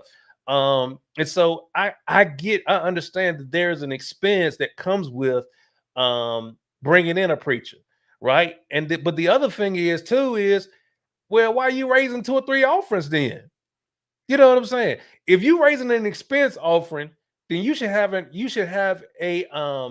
meeting, or it should have already been communicated with that preacher, where you don't have to raise an offer after you preach. You know what I'm saying? Yeah. But you're gonna raise the expense. You think you slick? You raising the expense offering, and then you're gonna get the preacher to raise an offering, and then you're gonna split that with him too. See, a lot of people don't know these church politics. Yeah. I know. I've been behind the scene. I know it all. I tell you all the time. Everybody can't handle all what goes on. Right? They can't handle it, bro. I don't seen it all. Here's my thing with it, Daniel. Like, this is one of the problems that I had. To you made some excellent points, Jay. And people don't want to talk about it. But like you said, I know that you know, and we can keep it real. Right. I have a problem with, as a person that's sitting there, like, first of all, let me clear that up. Like you said, I agree with you wholeheartedly. If you say, listen, we need to raise $5,000 a night. Cool. Right. I ain't got no problem with that. So I don't mean, when I say specific amounts, I'm talking about the Lord dropped in my spirit that is 24 people that need to get in line with $50 and all like that. I can't get with that. Right. But again, to your point, if you be real with me and say, listen, we need to raise $5,000 a night. Right. Let the people give if we want to give to help you get there. Because that's one thing I thought too. Because you got to remember too, we come from an era. Thank God for you guys. I'm almost jealous of you guys. Not jealous, but envious of you guys to know what that's like. You guys get to play instruments in church now for a check. You guys can make a living off of offers and stuff. I came in the era where we got to get our name called at the annual concert once a year. And on drums, Marvin Bennett. And just the people clapping, that was good enough for me. You know, you might get a little $15, $20. These folks is actually making money nowadays. You know what I mean? And one thing I try to tell people is important. You do have to raise money in church, because when you go to pay that rent, when you go to pay that mortgage, you can't go down to City Hall or wherever you go to that company and say Jesus paid it all. I get that. So it definitely takes money, and money has to be raised. Don't finesse the people, though, is what I'm saying. And that's the thing that I have a problem with is, like you say, these 2 or 3 different offers. I don't even care if that you had 2 or 3 different offers. But my problem is when you look 9 times out of 10, literally 9 times out of 10, not 8, but 9 times out of 10, when you get to that second offering, when they challenge you to give, before the preacher gets up, what do they tell you? Give your best. Right. Give your best. Whatever your best is, give your best. So if I gave my best, how you gonna come asking me for more money after I just finished giving? And I gave my best, bro. That is a good point. I never thought about that, but that's a good point. That is a good point. That is a good point. And see, I guess my mentality, man, has been tainted because I've heard the preacher talk. I mean, I'm talking about like behind closed doors. Mhm. I even recall in and I gotta walk kind of gingerly. But I've even heard preachers say that they were trained to raise offerings like this because black people don't give. Absolutely. What? I'm like, to me, that is one of the most disrespectful things to even say, that you have to manipulate the people because you don't trust them enough to give. You don't trust them enough to say, you know what? I've got members right now that are giving in Numa Life Church, and we haven't even started in-person services. Why? Because I have shown them the vision. And they've connected with the vision, and they understand the vision. I had a preacher, a pastor. He used to be the pastor at New Hope Church in Durham. And after we left Victorious Praise, we took a couple of Sundays off, and we went and visited New Hope. And the pastor said one thing that stuck with me, and I use it even to this day. He said, "People don't give to need; they give to vision." The problem with the African American church is we always come to the church when we need something, but we don't show them vision. We have a building fund for 20 years, and you ain't changed the knob. You ain't even painted the church to update the paint on the walls. You know what I'm saying? And so it's like, no, you have to show people this is what you're giving to. As an investor, I don't want to come in on the tail end of the company already being built. I want to come in when we're in the infancy stages, because that's when the most impact can happen for my investment. Yeah, you know what I'm saying. And any investor, when you go to them, it's not about okay where you at now, because you may have already plateaued, you may have already maxed out. No, I want to get in on the ground floor. That's why MLMs are so effective when they are first starting. But you see, over years they die out because it's like, okay, it's over now. And so yeah, I don't have an issue with a number or an amount being specified. I'm just saying, be honest about it. Be honest about it. I tell our people all the time, I say, listen, you're never going to hear me manipulate y'all. Never. I would never get up and say, God said, blase, blase, blase, unless he did say it. I know Daniel asked, do we think it's possible? Yes, I think it's possible. It's absolutely possible. Absolutely. I absolutely think it's possible. I call BS on a lot of them with these numbers. Specific numbers that did. But you know what? There have been, even in my viewpoint of this, and how I feel, there have been moments where the preacher said it, and I knew it was from God. And that's why your spiritual discernment has to be keen. There you go. Your spirit will connect with it, and you know, okay, this is God speaking. And so I gave that money, and I knew, Okay, because I gave and sold it into that word, or sold in when the man of God asked for it, God continually blessed us through that. You know what I'm saying? Yeah.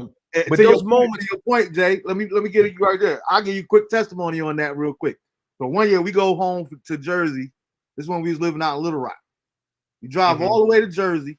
I wasn't working at the time. We go up to Jersey for the Family of God convention that Jesus is coming.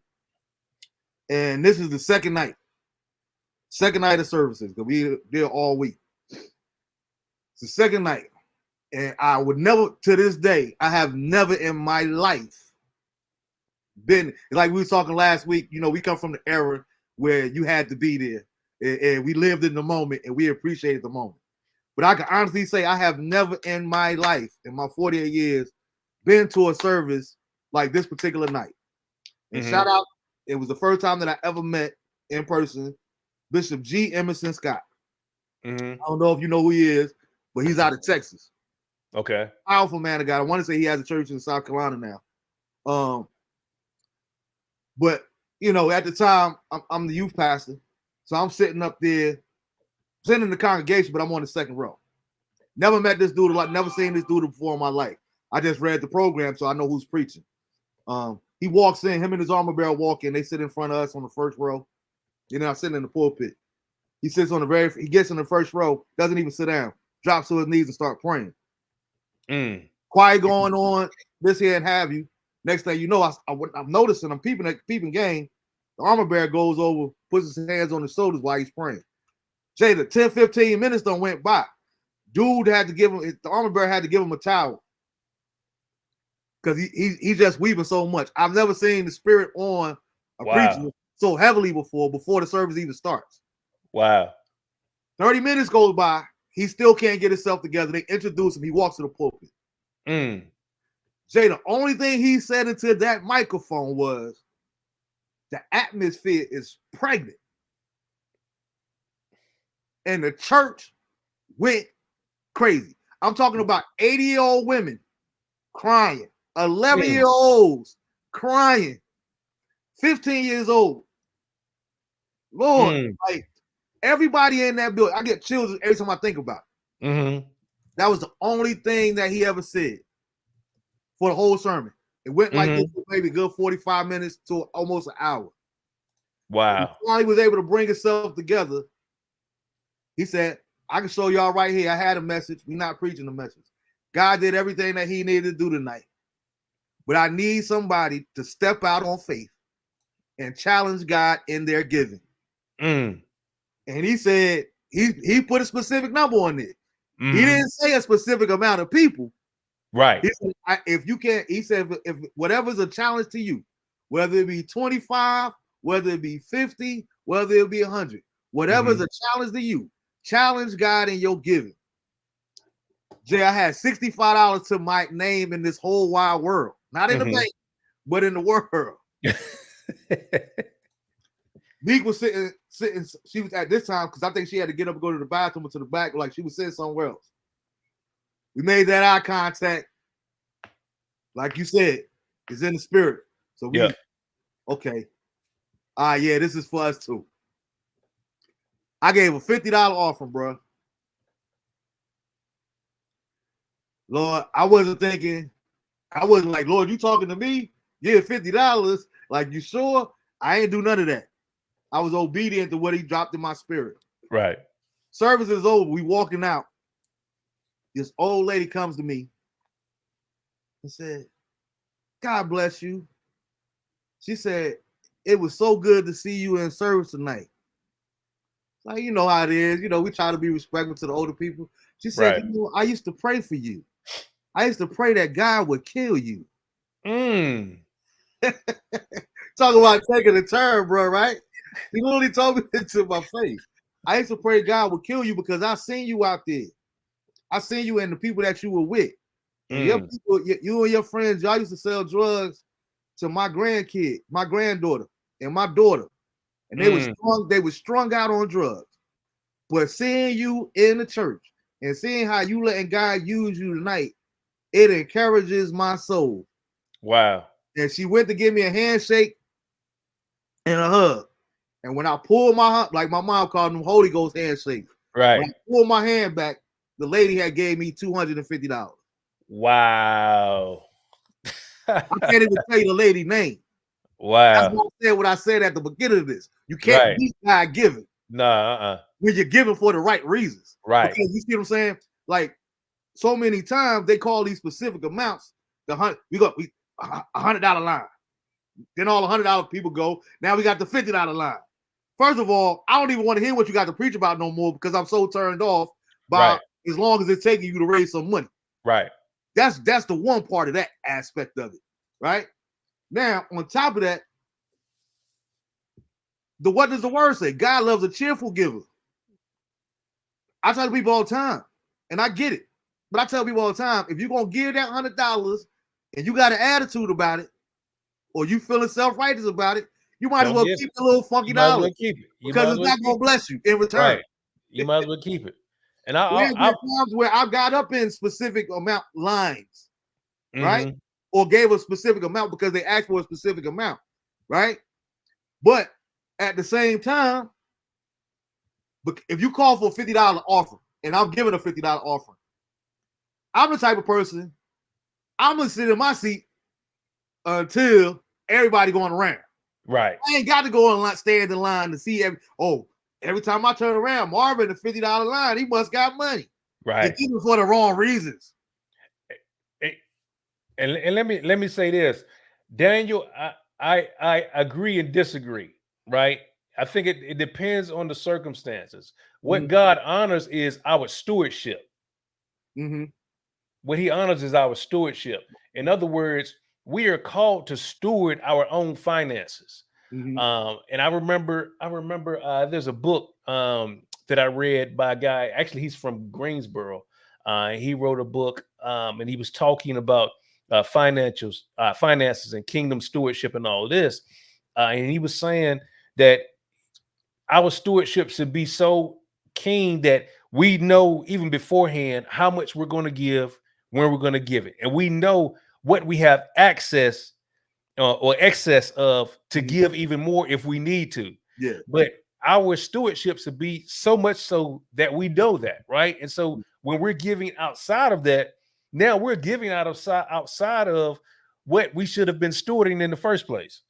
You know what I mean? In other words, God honors whatever we say, okay, we know what we got to do.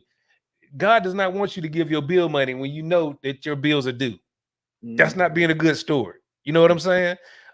There are moments where the supernatural will take place, you know, where a miracle will happen, where you like, okay, I feel like we were talking about, where we feel the anointing of God and we discern that the Spirit of God is upon this man of God, and we give it, knowing that we got a bill that's due, knowing that we got a responsibility, and God provides even after the fact, just like he did for you. Yeah. You know what I'm saying? Those that's what we call miracles. Those don't happen all the time. That's to Daniel's point. I kind of agree with that. I hear what you're saying, Jay, but I'm like in the middle. I wouldn't probably use the word faithfulness, but I would say obedience. Because I don't agree with you on that aspect, Jay. Like people say that, well, God ain't gonna have you take your bill money. I would never say that because I've been in those situations where God money that I have put aside for the bills, God says, no, I need you to give. Right. But again, you have to have that relationship to be there. That's not a principle though. That's not a foundational principle. That's an exception. You see what I'm saying? Yeah. And so we have to establish foundational rules even in our Christian principles and understand that, okay, there's an exception to that rule, but that's not how God wants us to operate. Yeah. Like you said, it's not a regular thing. You don't make that right. Exactly. Okay, I'm gonna start taking my rent money and flip it and give it to you. Like, no, that ain't what God told you. He told you to do that in that specific incident. There you go. There you go. And so our obedience is, you know, they say that obedience is better than sacrifice. And I say this, I say that's absolutely true. But many times our sacrifice is in our obedience. You see what I'm saying? And so it's a sacrifice many times to be obedient. And knowing that, okay, well, God, I'm going to be obedient, That's a good point. Because obedience is better than sacrifice. But this is a sacrifice, even in my obedience to you, you know. And so understanding those, absolutely. Yeah. Oh yeah. Absolutely. Yeah, we all in agreement. Yeah, we in agreement. Absolutely. Definitely, Daniel. I definitely agree with that. But like you Because said, I think it has to be one. It's very important that you have the relationship that God can communicate that to you, because there are a lot of people in I don't know why we talking about offers so long, but there's a lot of people. Somebody need to hear it. Daniel, that are not where we are, Daniel. That's the point that I think that we're kind of getting to. Right. Where they're here this certain number, and they're like you said, they're being faithful or being obedient, sacrificing, whatever the case may be. But like they said, they don't have a relationship that we have with God to know that this dude up here finessing them. Right. It's not coming from God. They just taking it on at face value that they hear. That's what I'm talking about. This number. That's what I'm talking about. The other thing, like we was going to say before, and I promise I'm done with the offer talk after this. But to your point earlier, Jay, like we were talking about what goes on behind the scenes, is you know how many times I've seen where people talk about, we're raising this offering for tonight's speaker. We want to be a blessing to the man or the woman of God, and they raise a certain amount of money, and that person gets $20, maybe $25, and you know that they raised $2,000. Like, so that's a part of it too. Now you wouldn't think that happened in churches, but people, it happens all the time. It happens all the time. All the time. That's why they had to start making honorariums and different things and riders and all that. Right, exactly. Yep. I need this up front because so many people were doing it for the right reasons, but you're coming over here and finessing them. Right. The people gave that money because I gave a word. I sought the Lord for this word all week long.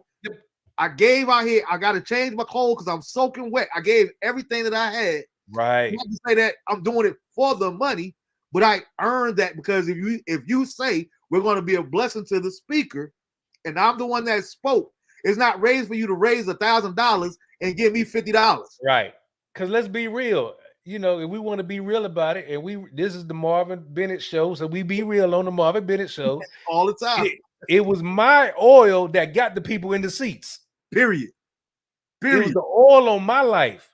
And guess what? That oil cost me.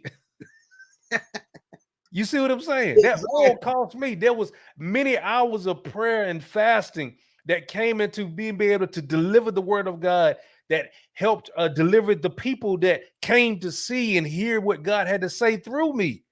You know what I'm saying? And for you to put me in a motel that I ain't safe in, that I don't feel safe in. You know what I'm saying? For you not to even feed me when I come, for you to, you know what I'm saying? It's like people don't realize the backstory of ministry, of what these preachers, these ones that are itinerant preachers, what they have to go through, man. They don't understand it. Exactly, Dave. That's why you gotta, I tell people all the time, that's why you gotta say your grace. That's why you gotta say your grace. Because it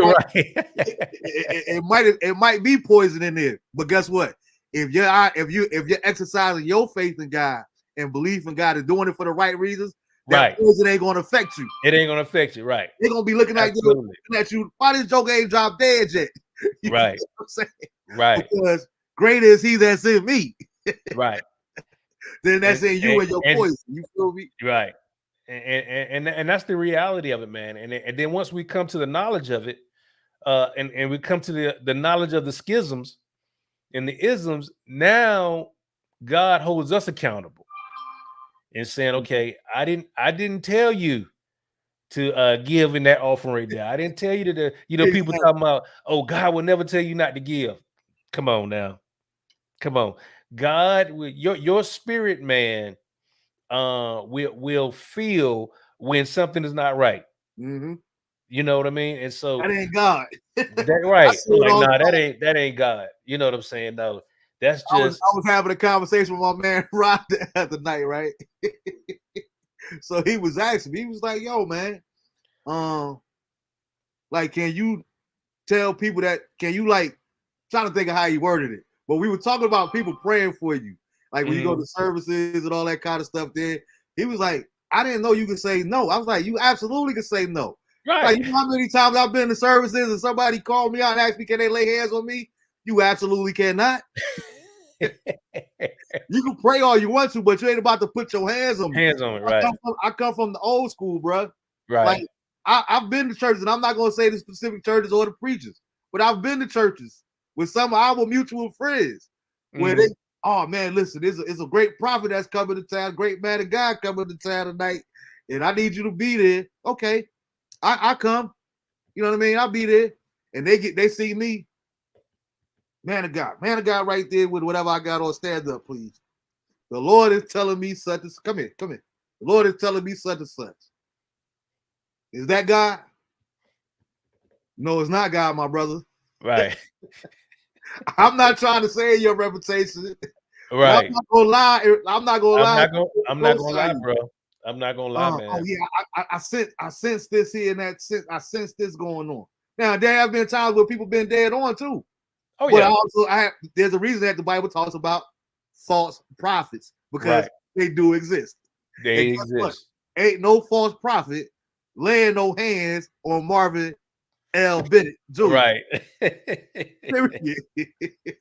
Absolutely. You're not laying your hands on me, bro. Right. So for all the preachers out there that got that spirit in them and like to make themselves famous off of stuff like that, there, please beware. I ain't that dude when you see me in the audience. Leave me alone. Let me be. Right. Yeah. I mean, don't call me out talking about you about to get a new car and all this mess. I'm like, bro, come on. You know, as long as I got good credit and I got the money, I can go down there and get me a car. Stop it. Yeah. I saw a famous prophet doing that the other day at this National Bishops Church. And I was like, and I just looked at the service. I said, you know what? I'm gonna just sit here and look at this service. And bro, I was just like, man, people are falling for this, man. This is crazy. This ain't God. These vanilla, especially now with social media. Of course, you know the names and you know who his mama and daddy is and all this. Come on, bro. Come on, man. No, tell me something that you can't find off social media. You know what I'm saying? It's like the comedian. You got a 400-pound, not no hate on no big sisters out there, but you got the 400-pound woman sitting in the service, and I see you in the kitchen. Come on, that's not prophecy. Talking about you in an African American church talking about God is showing me there's 50 people with diabetes in here. Of course you got high blood pressure. God is saying you got high. Yeah, of course. It is sad, D. Like I said, I might be funny, but I'm so honest and true. Right, so serious. You are not laying hands on me just because you in no pulpit or whatever the case may be. And here's the thing, man. We've seen it. I've experienced it. And I'm gonna just put this out there. Even at our previous church, I've seen it, man, where prophets have come in there and ruined relationships, man, because of lies. You know what I'm saying? Prophesying about his family don't like you and all this type stuff. And we like, what? You know, that God is not in that, man. That you cannot convince me that that's God talking. Come on, bro. And even if that's the case, and you God fearing, so what? Right. I don't care. And here's mama don't like me. Right. How's that going to dictate my marriage if I'm committed to you? Like, right. It's crazy, bro. It's crazy. But see, here's the thing, though. Everybody is not spiritually strong like that, like you. You know, like you and I and stuff like that. You know, so they can't handle stuff like that. They can't. The lies we tell, yo. You ain't gonna talk about this church, right? Especially the lies, bro. I'm like, come on. He said, don't talk about it, bruh. I'm just messing, bro. And so it's like, man, please, man. My wife, right to this day, bro. We are praying for a deliverance, for this one prophetess that lied. I mean, completely lied. We were standing up there like, and we was both shaking our head. No, that's not what happened. That's not what's happening. You know what I'm saying? Talking about, oh, you envious of the first lady, and I hear you I'm in your bedroom and I hear you speaking to him late at night. I'm like, no, what you hear is snoring. That's about what you hear. You know what I'm saying? Just lying, doc. I'm like, come on. You know what I'm saying? And to this day, bro, if she on a platform anywhere, my wife ain't going. I don't And even it's want to funny go. I'm that you like, would even say that because that was like one of the first nicknames I gave to Lori ever. I used to always call the first lady. She's like, "Stop that! Stop calling me that." You know what I mean? I'm like, "Yo, I can't help my gift of privacy. I've seen it. I've foreseen it." You know what I mean? right. I was talking to a pastor last week, and I've always been that type of person. I'm leery of people that want to do ministry or like, I think I'm gonna go start a church. Like 9 times out of 10, I'm not coming to your church. You know what I mean? Because for me personally, the real ones that's successful at it, usually they the ones that's running from it. they don't want that type of energy. They don't want Right. that kind of smoke. You know what I mean? Absolutely. They ain't, oh, you know what? I think I want to be a pastor. Bruh, this is not something this is not something you want to do. Yeah. You know what I'm saying? That call becomes so strong. I was matter of fact, I was sharing that with somebody the other day. I was like, man, this is not something I desired to do. You know what I'm saying? I've always been a people person. I've always been, a leader. You know what I'm saying? And one that loves to mentor and help people and lead them and stuff like that. And guide them. I said, but man, after you've seen the inner workings of how church is, and you've seen the sacrifices that pastors make, and yet their people treat them a certain way and all of this, I don't get it. bruh. Trust me, you be like, Lord, this ain't what I want to sign up for. But the call becomes so strong on your life. Mm-hmm. You know what I'm saying? That you can't shake it. It's like, and people, sometimes they don't understand. It's like, man, it's just so strong. It's like, no, you've got to do this because this is something that God is calling you to do. The called and the chosen, right? The chosen and the called. Yeah. You just got some folk that they chose themselves. Exactly.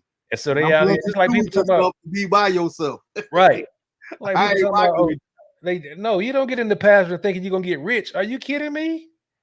Man, when I tell people how much money I done invested in the Numa Life Church already since 2019, and we haven't even launched in-person services, they be like, "What?" I'll be like, "Yeah, y'all don't see those things. Y'all don't understand the sacrifices that we make, man. And the late nights there. I was telling one person, I said, man, let me tell you something.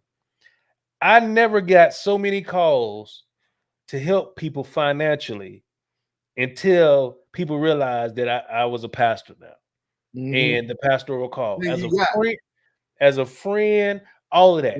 Never had people calling me and all of that time. I had, you have every now and then you have a best friend that you help out and all of that type stuff.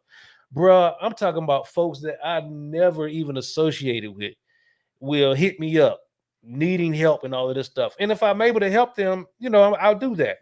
But it's just like the expectations and everything that you deal with is on a totally different level, bro. See, Dan, you don't know nothing about that. Like people calling asking him for money.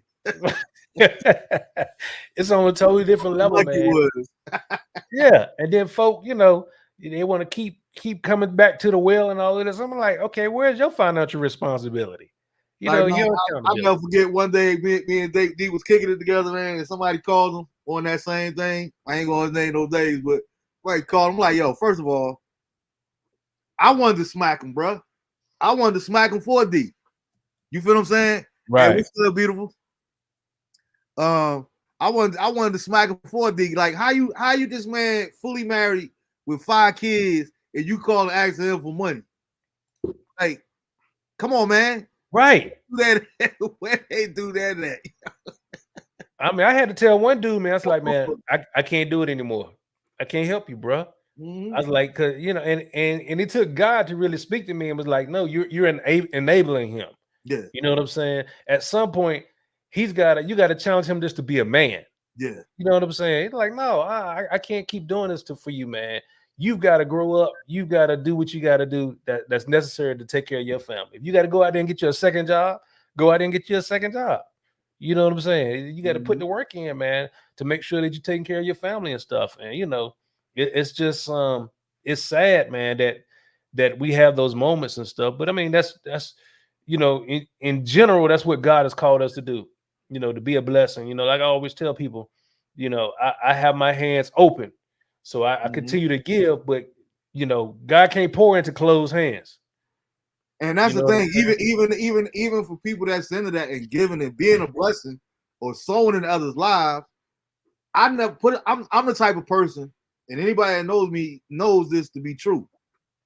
Even though I would allow you, because one thing I used to do, I wouldn't even take money from people or allow people to bless me and stuff like that. Right. But it was like it got to the point where I got spiritually mature enough that I started to realize, you know what? I'm kind of hindering their blessing because God led them to be a blessing to me. So I'm kind of disrespecting their obedience and sacrifice to God by me not receiving it.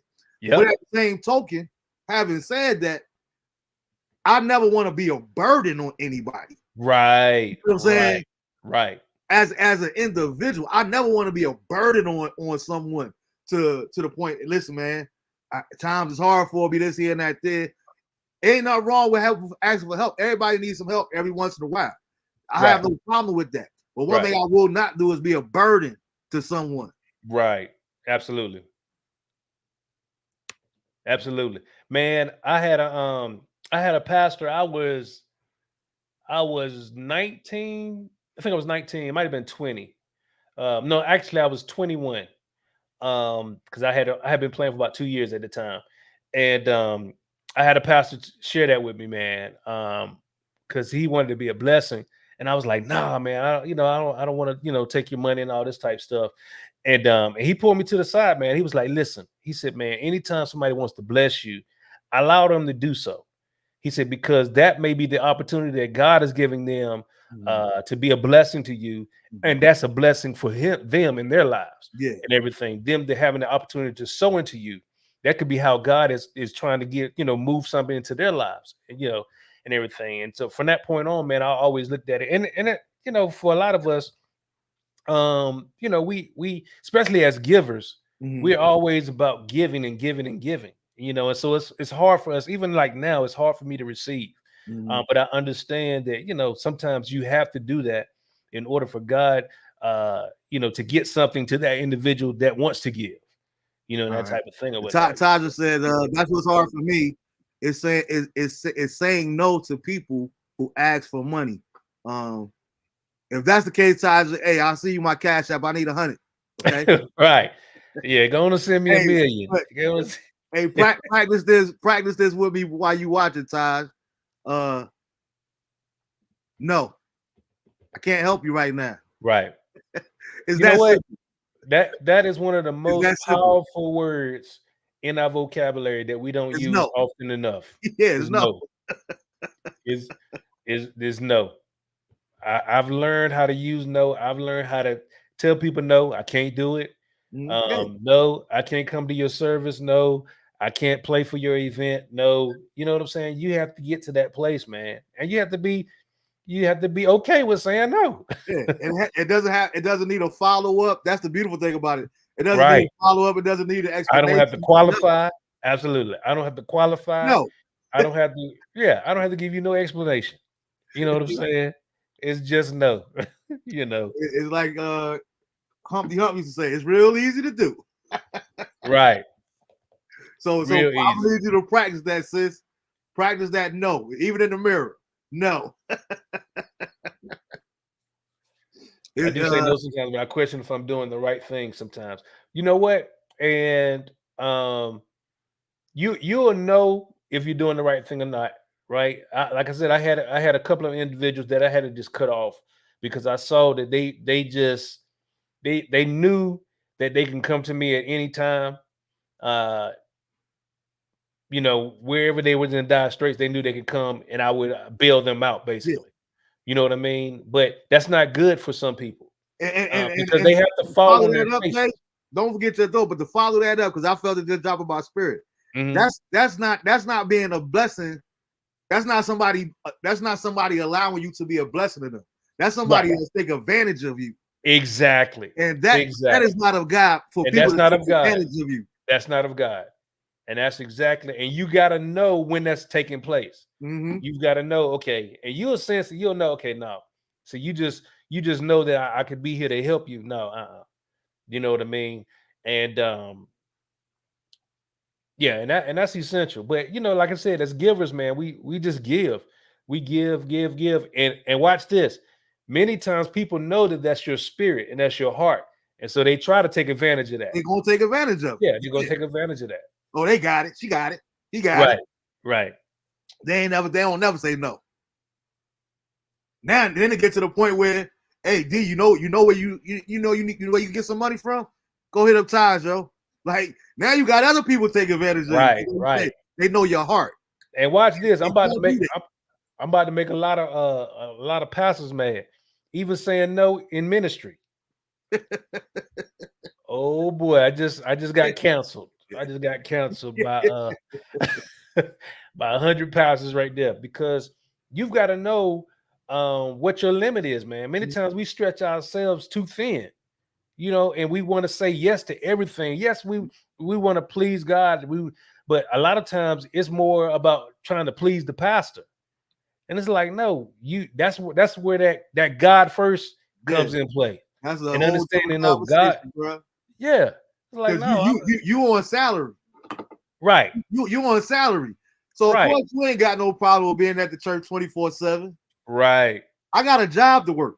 I got Right. a family to take care of. Right. Now, so don't give me no attitude when I say I can't come up here to move no chairs. Thank 9:30 you. at night, yo. Thank this you. Is me and my wife quality time right now. Thank you. You feel me? And I've seen how even newlywed, I'm like, how you newlywed and you spending all your time at the church? You know what I'm saying? And you know, less than a year later, you divorced. Well, I wonder why. You know what I'm saying? I wonder why. Because you ain't did what you were supposed to do at the house. You know what I'm saying? So yeah, man, you've got to learn how to say no.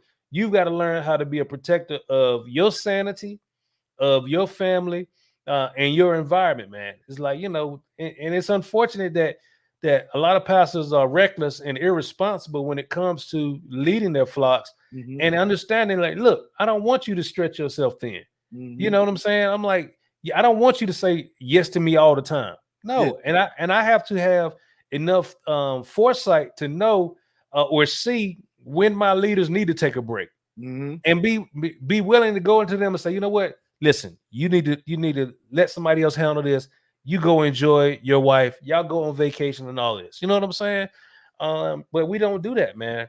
It's like I went and had a conversation, and I don't usually do this, but I went and had a conversation with Bishop Garvey this previous week, right? Shout out to him, because they don't make it like that no more.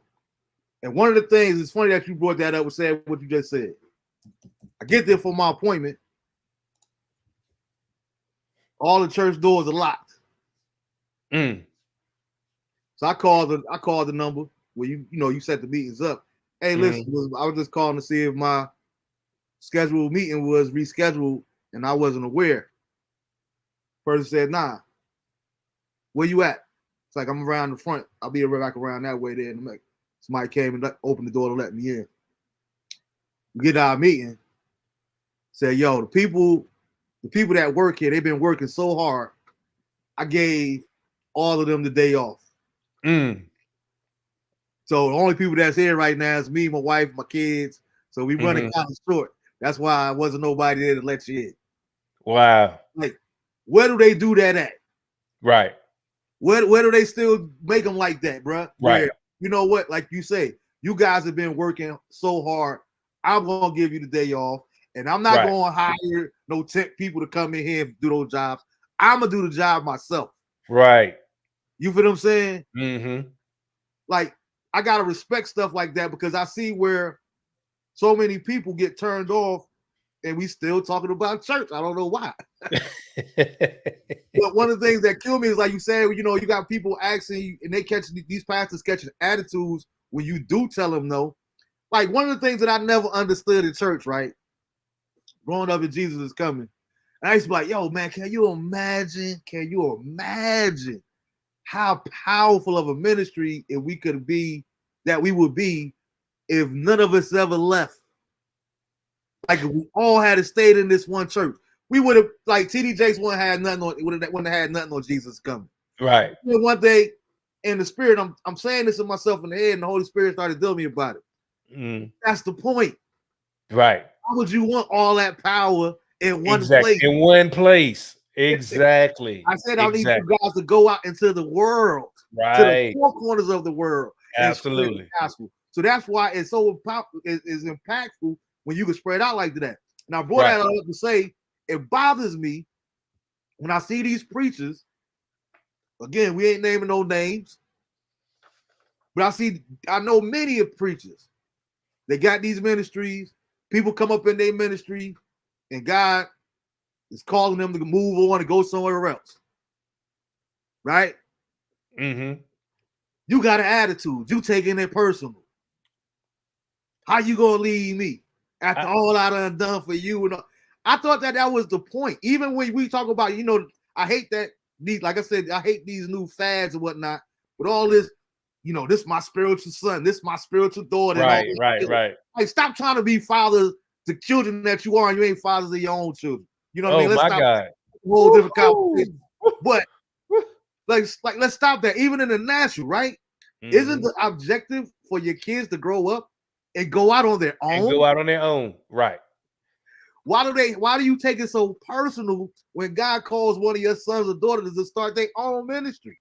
Bro, I would think that you would be happy for them, not mad at them or feeling some type of way. Sir, it's a testament to your leadership. It's a testament to your mentorship when you can send out your son or your daughter and have them start their ministry and that ministry flourish. And they ready for it. They ready for it. I never understood that, man. And I think that's why God made me so passionate about church planning, right? Was because I saw how the African American church, especially, was doing this all wrong. Yeah. How in the world you have a call to pastor and to shepherd, but you waiting on an organization to give you a church? You've been waiting 10, 15 years. God gave you the call 10, 15 years ago. 2 years later, you was ready. You was prepared for the call, but yet you're sitting in this church rotting away, waiting on an organization to give you a church. Yeah. I can't do it. I don't understand it, man.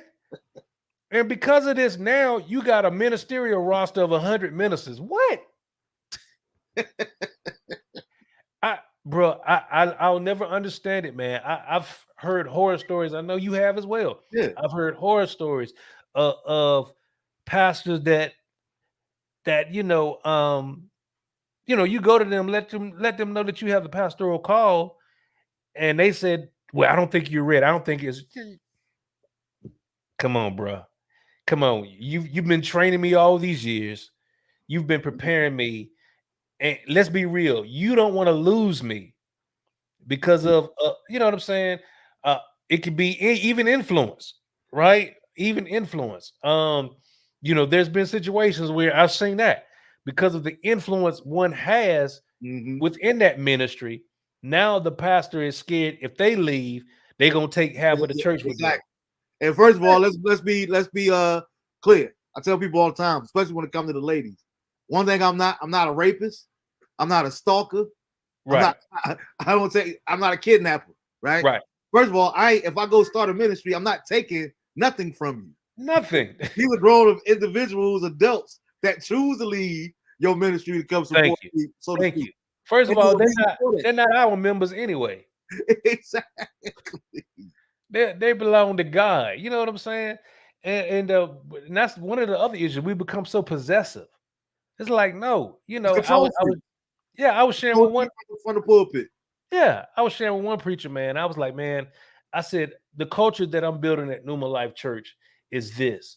If you come to my church and, all I ask you is to experience the worship, experience the sermon and all that.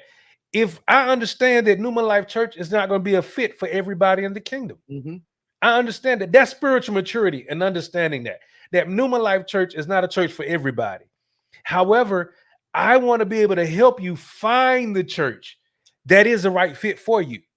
Yeah. You see what I'm saying? So I don't have no problem recommending another church. Now, you will never hear most African-American pastors say this, but I have no problem recommending another church to you and join and networking you with another church that will fit your needs. You know what I'm saying? That's spiritual maturity. And unfortunately, a lot of pastors don't operate in that type of maturity in the kingdom of God. It's all about them. It's all about their church. They feel like their church is the best thing, the best thing since sliced bread. And it's like, no, God has designed all of us differently. And we all have different gifts and ministries. Exactly. That we minister to. Exactly. And like you say, to your point, that's part of spiritual growth. Because one of the things that I learned at this one particular church is, you know what? Like I said, we came up in it, so it's like we see things a little bit differently. But one of the things that I understand and I realize is that some ministries are good for new converts. Some ministries are for people that's seasoned. There's a reason that you don't do elementary school math in college. Right. They're two different levels. There's still education, and one is not better than the other. We're just on two different levels. Bro, you preaching right now. You preaching right now. And see, you have to know that as a leader, you have to know who you've been designed to who you've been designed to shepherd. Exactly. What is your demographic? You know what I'm saying? And because what you said is spot on. And I realized that even years ago, I realized that. I was like, even ministries that I've been a part of previously, I could see, okay, this ministry is designed for this. Yeah. This ministry is designed for this. This church is designed for this. Yeah. And so, but the unfortunate thing was those pastors couldn't see it. And so what that leads to is being ineffective in what you're doing. Because you're trying to reach individuals that God never designed for you to reach. Yeah, exactly. Exactly. Yes, the gospel is designed to reach everybody, but your church is not. There's a certain demographic that your church is going to reach. And so understanding that, man, like we was talking about earlier, man, this thing is very simple. We make it complex. Yeah. We make it complex, man. And so yeah, like Daniel said, man, this is a real this is where God has us here tonight, because this is a conversation that needs to be had, man. Yeah. You know, it's just and crazy. We got to get better. Like when it comes to spiritual leaders, like put it like this. We talked about them, we telling them no, right? We need you to be in a place as a spiritual leader to where you're at a place where you can actually receive that. Right. And you don't take that personally. Right. Tell you no. Right. So now you're not going to call me again. Now you're not going to pray for me because I told you no. Like, and one of the things that I had, I was tripping, right? Because I was an armor bearer before there was even such a word as an armor bearer. Like my dad said at Bishop funeral, like that's this new thing. We was doing that back in this. My father was doing that in the 70s with the late Apostle Tara Skinner, then Bishop Everett. Right. I was doing that since teenage years. I hated it. I actually hated it. Like because everybody, all my peers, they riding on the church vans going to visit the church. You got to ride with the pastor. I got to ride in the car with him. Right. You got to be quiet. You can't say nothing. Ride with everybody else. You know what I mean? And I joke about it now. And I was talking about it at one of his homegoing services. And I said, you know what? I said, I like to joke about it because I like to, sometimes you got to laugh to keep from crying, like they say. But it was like, you know what? God, I really thank you. Because one of the things, I'm so comfortable in who I am in God. That's one thing I am. And again, I don't need nobody else to understand it. I know that I'm a man of God. Right. You know what I mean? Despite what other people may think, well, our man of God wouldn't talk like that. The man of God wouldn't do this or do that. No, you wouldn't do all of that then. I know I'm secure in who I am in God. But I started joking about those type of things because what it taught me was, you know what? You talked about it. Being at the church 7 days a week, all these different facets and all these different capacities we at the church, whether it's a musician, whether it's a choir, whether it's an usher, whether it's for this meeting, whether it's to clean up, whether it's to paint, whether it's to decorate, whatever the case may be. It was like, you know what? As often as I wanted to ride on the van and have those stories and be a part of that too, think about a cat like Joseph. Think about my mom. I think about a character like Joseph in the Bible. Yeah, I wanted to be one of the brothers too. Mm-hmm. But if Joseph had been just another one of the brothers, he wouldn't have been in the position that he was in. Right, God to save his needed family. his brothers and to Right. reach his family the way Absolutely. God saw fit. Right. So I was like, you know what, God? You was grooming me for ministry Right. all along. Right. So I thank you. I thank you for that. And I don't take it Absolutely. for granted. You know what I mean? I appreciate those times in the car where I had to listen to the Bible or tape Right. and sermons and all that stuff there. Yep. Because it's a part of me now. So it's easy to do so-called ministry because Right. I don't have to get prepared. I was groomed Right. for this all along. All alone. Right. I think a lot of times we don't take that into consideration. But the Yeah. point that I was making was a lot of these pastors, you got to get to a place was like we were talking about serving and all that did. Don't ask of me what you won't do yourself. Absolutely. Those are the type of people that I have a problem with. And that's the reason I was talking about armor bearer.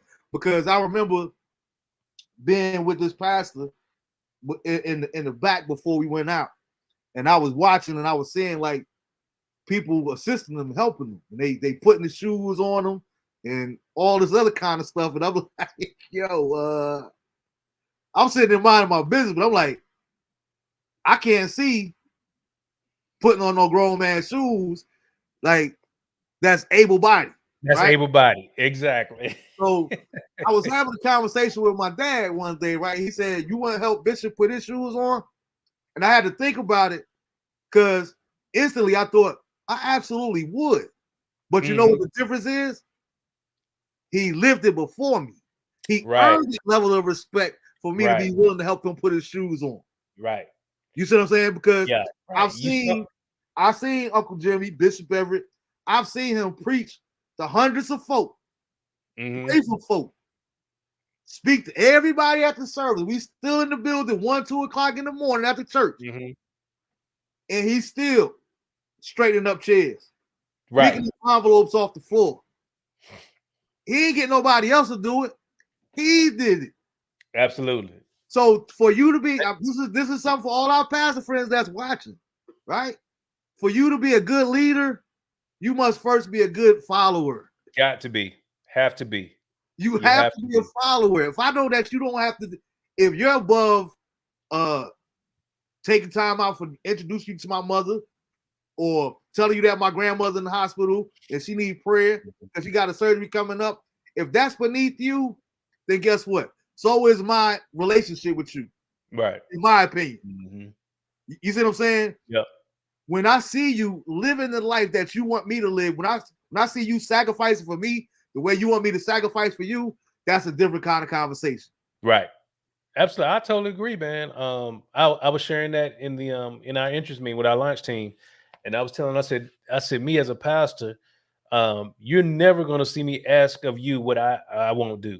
You know what I mean? And I told him, I said, literally, I said that my wife is a witness. I've done everything in the church, just about, from cleaning the toilets, the bathrooms, and all of that. At Victoria's Praise, I used to, I was the janitor. I would cleaned up the church and all this type stuff, to everything. I said, so I've done it. And like you said, God was grooming me for such a time as even now as a pastor, right? Even when I look back on the web development, you know, learning how I learned how to do websites and all of that because it was a need for Victoria's Praise to have a website. And so literally that stuff came out of the need of the church. The video production, graphic design, and all of that type stuff, all of that prepared me for now. Right. Sister Estee, she was on earlier. Shout out to Estee. You know, she tell me all the time, she's like, man, your broadcast was like popping during the pandemic. It was like, you know, I was looking at churches that got thousands of members and they broadcast looked nothing like yours. You know what I'm saying? And I'm like, that's because God had prepared me for this. You know what I mean? I had honed in on those skills through that process. But many times we don't recognize those things. Like you were able to recognize that, you know what, God was grooming me even from infancy stages. God was grooming me through this whole process.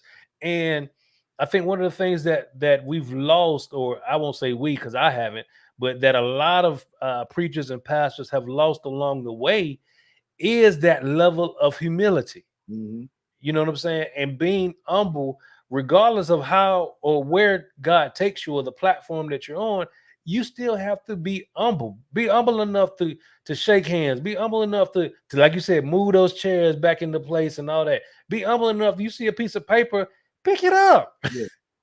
You know what I'm saying? It's not going to hurt you to do that. In fact, Mhm.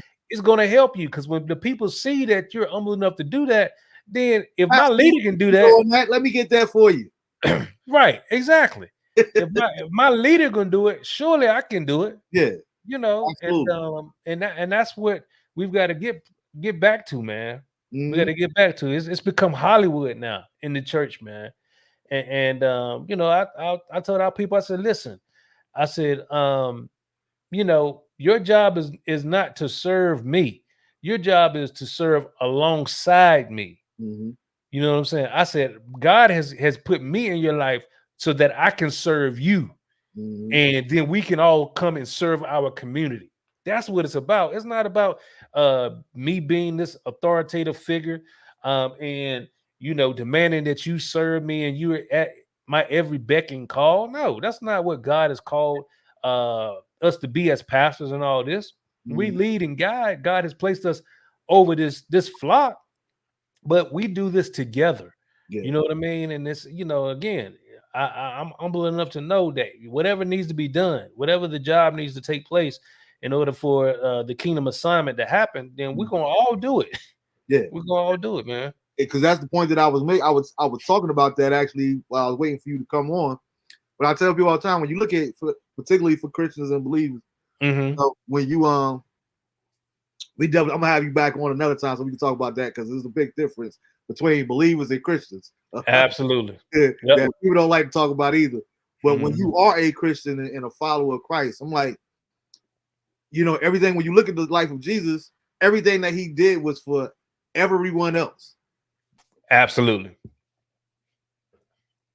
Absolutely.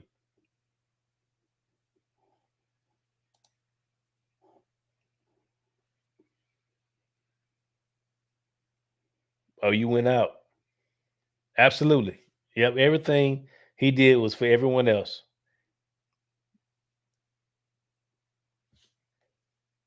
Yeah, let me know if I'm freezing as well.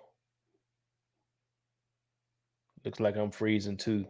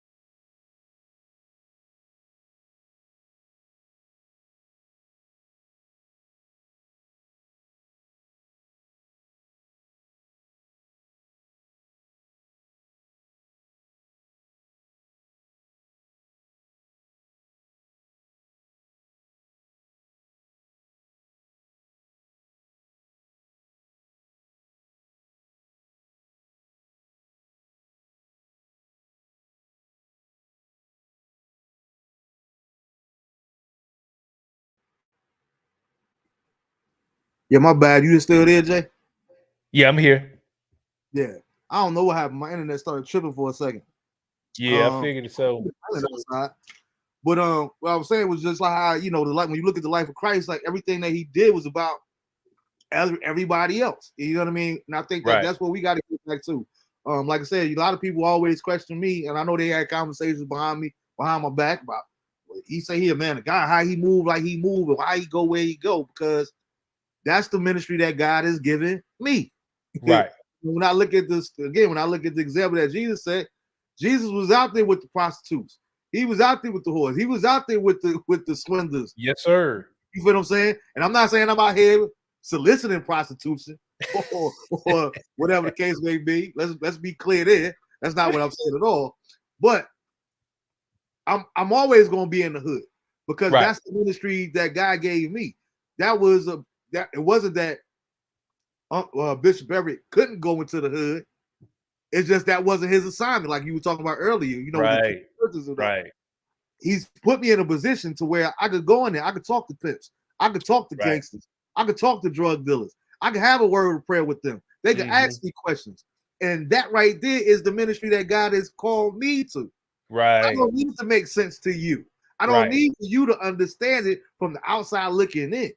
How can he go up in church and bring that dude up there with him? He a bona fide killer. Because guess what?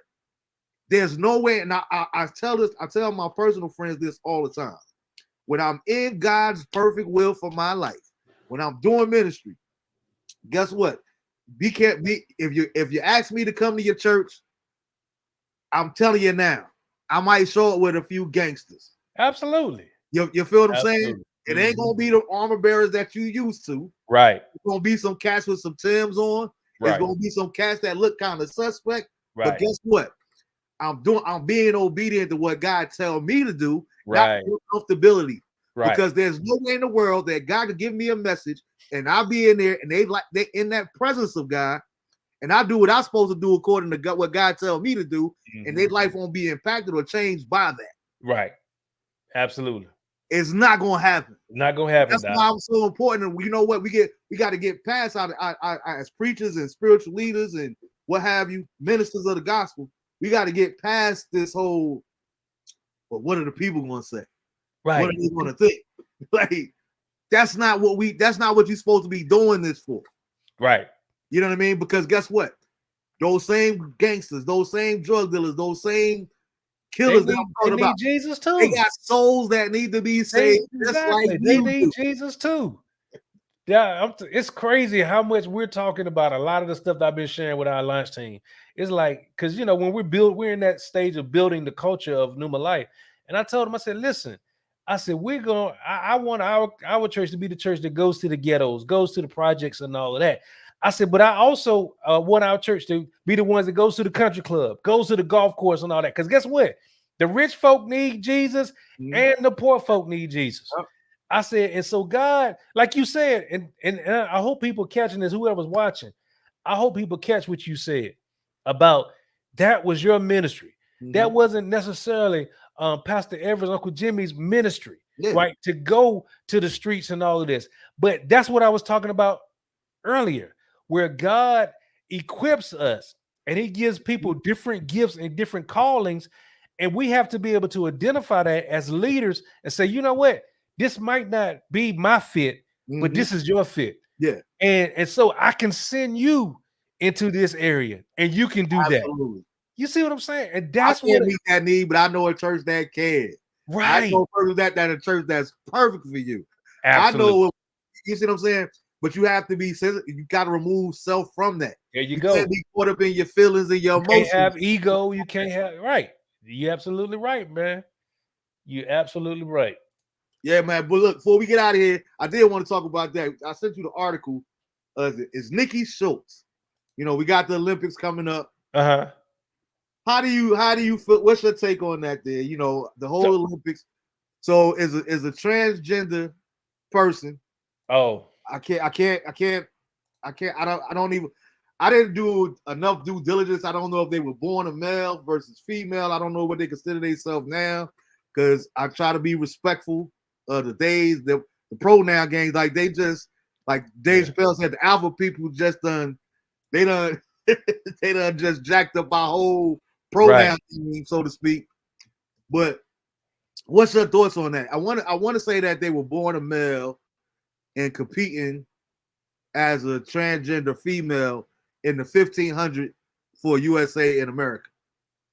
So here's my thing, man. I'm always a proponent that men should compete against men and women against women. Period. Because and I love women. I love y'all. And don't take this the wrong way. But in general, a woman just cannot compete with a man as it relates to athletics and all that. Our build, our makeup, our muscular structure and all that it's totally different. Absolutely. And let's be honest. These men want to compete with the women because they were not good enough to compete with the men. I agree. That's the bottom line. That's the bottom line. They were not good enough to compete with the men. These were they were at the bottom of the totem pole. And so now they're like, well, you know what? I can compete as a woman and win. No, No, I don't think that's right, man. And we've seen the detrimental effects of this already, where the transgender boxer went in there and almost killed that girl in the ring, man. It's like crazy. It's like, bro, come on. You know what I'm saying? You do not get a bonus trophy for that to me. And Right. what's crazy is you got Bruce, Caitlyn, however you want to look at it. Right. It's just the total opposite. Like somebody, I was watching a comedian talk about that. Yo, this dude used to be on my Wheatie box. Like I remember him being on the Wheatie box when we was younger. Like he was the baddest athlete in America at the time. Right. Now he want to be as a woman. And again, I'm making fun of it because I do believe in your human rights to do whatever you want to do, which is totally separate from my Christian points of view, whatever the case may be. Mm-hmm. Like we talk about in the Bible, we talk about the reason why you render to Caesar what's due to Caesar, keeping church and state separate. You know what I mean? So as a human being, I do believe that you should have the right to do whatever you want to do. I don't agree with it. Right. Because it's almost disrespecting God to me. You know what I mean? Especially for people that, because now you got it where you got the homosexual pastors, you got the trans people that's active in church now, and it's like, you know, you want to talk about the Bible, and God never told us to judge people and all this here and that there. But what about the scripture that said that you were fearfully and wonderfully made? Right. So did God make a mistake when it came to you? Because you identify as this here? So you can identify whatever you want to. But I tell people for all that there, for that argument, I would love to identify with a billion as a billionaire. Come on. Let's be real. We would love to identify as a white man in America. But we know that ain't happening. You know what I'm saying? Man, it's crazy, man. It's just crazy to me how far this has gone. You know what I'm saying? And again, as true Christ-like Christians, we try to have a respectful conversation and respectful dialogue with those of the LGBTQ plus all the alphabet community. You know what I'm saying? Yeah. But the reality is, you know, it's a thin line between that and our biblical worldview. Uh-huh. You know what I mean? And so it's like, no, you can't ask me to take down on even from a natural standpoint, you know, because a lot of times when I get into these debates or these discussions, I don't even come from a spiritual standpoint at first.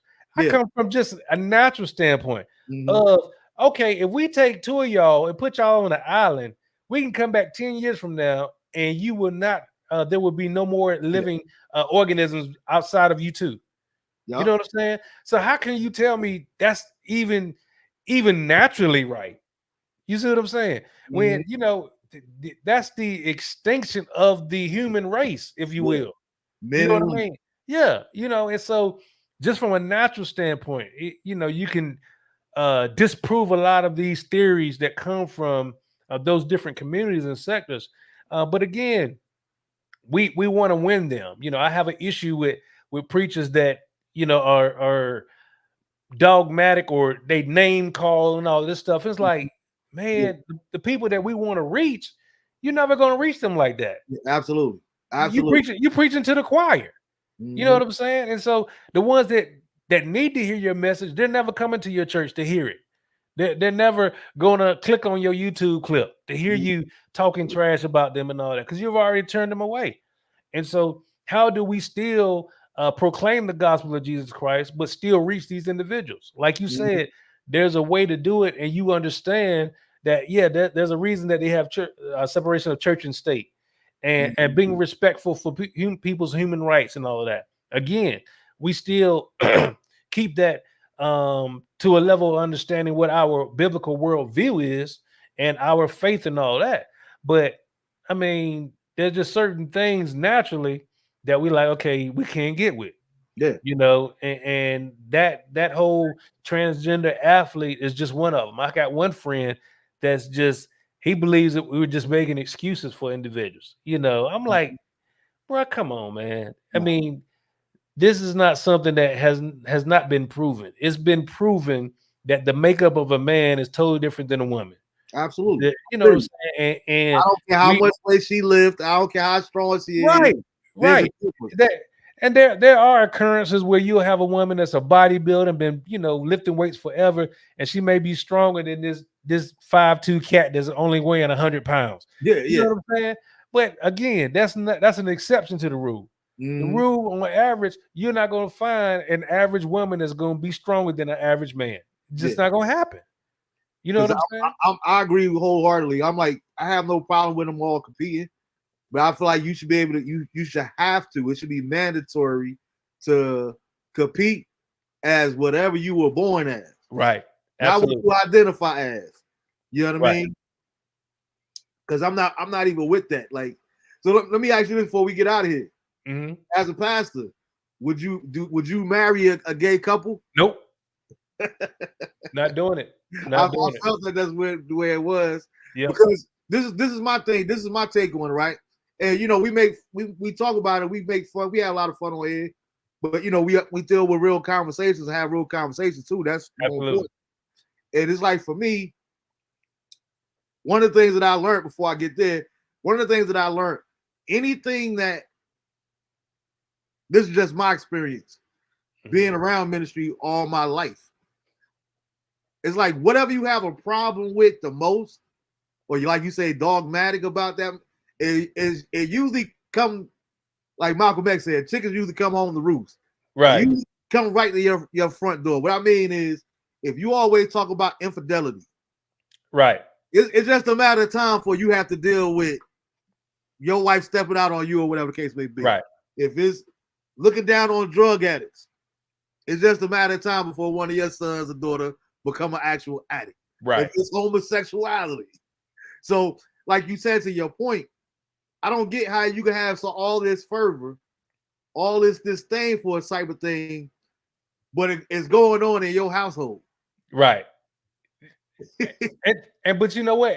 And again, like you just said, that's just the enemy. That's a part of what the enemy tries to use to not only distract you, but to make you ineffective as a witness.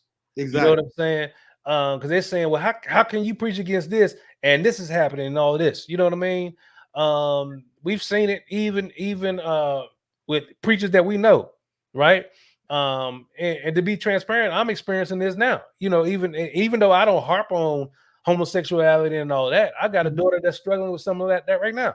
Okay. You know what I'm saying? And so, but even in that regard, like I tell people, I like, regardless, I love her to life. You know what I'm saying? Guess what? I'm still going to preach the gospel of Jesus Christ. Yeah. Period. I'm still going to preach the word, unadulterated gospel. And that Bible, I'm still going to preach. That doesn't mean I love her any less. That she deal with her struggles and all of this. My prayer is that God will reveal to her the truth of God and her eyes will be revealed. But I'm called to preach the gospel, whether it's in my home or outside of my home. Right. And watch this. That's where the integrity and the character of that individual comes into play. You know what I mean? People will respect you for that. That's why when I and I can call this name because it's public knowledge.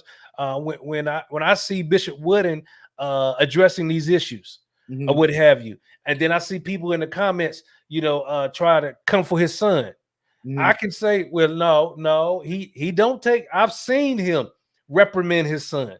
I've seen him publicly sit his son down. So no, it's not that his son may have been dealing with issues and all of this, and he's testified about this in public and all of this about how he had to go and get his son and bring his son back. You know what I'm saying?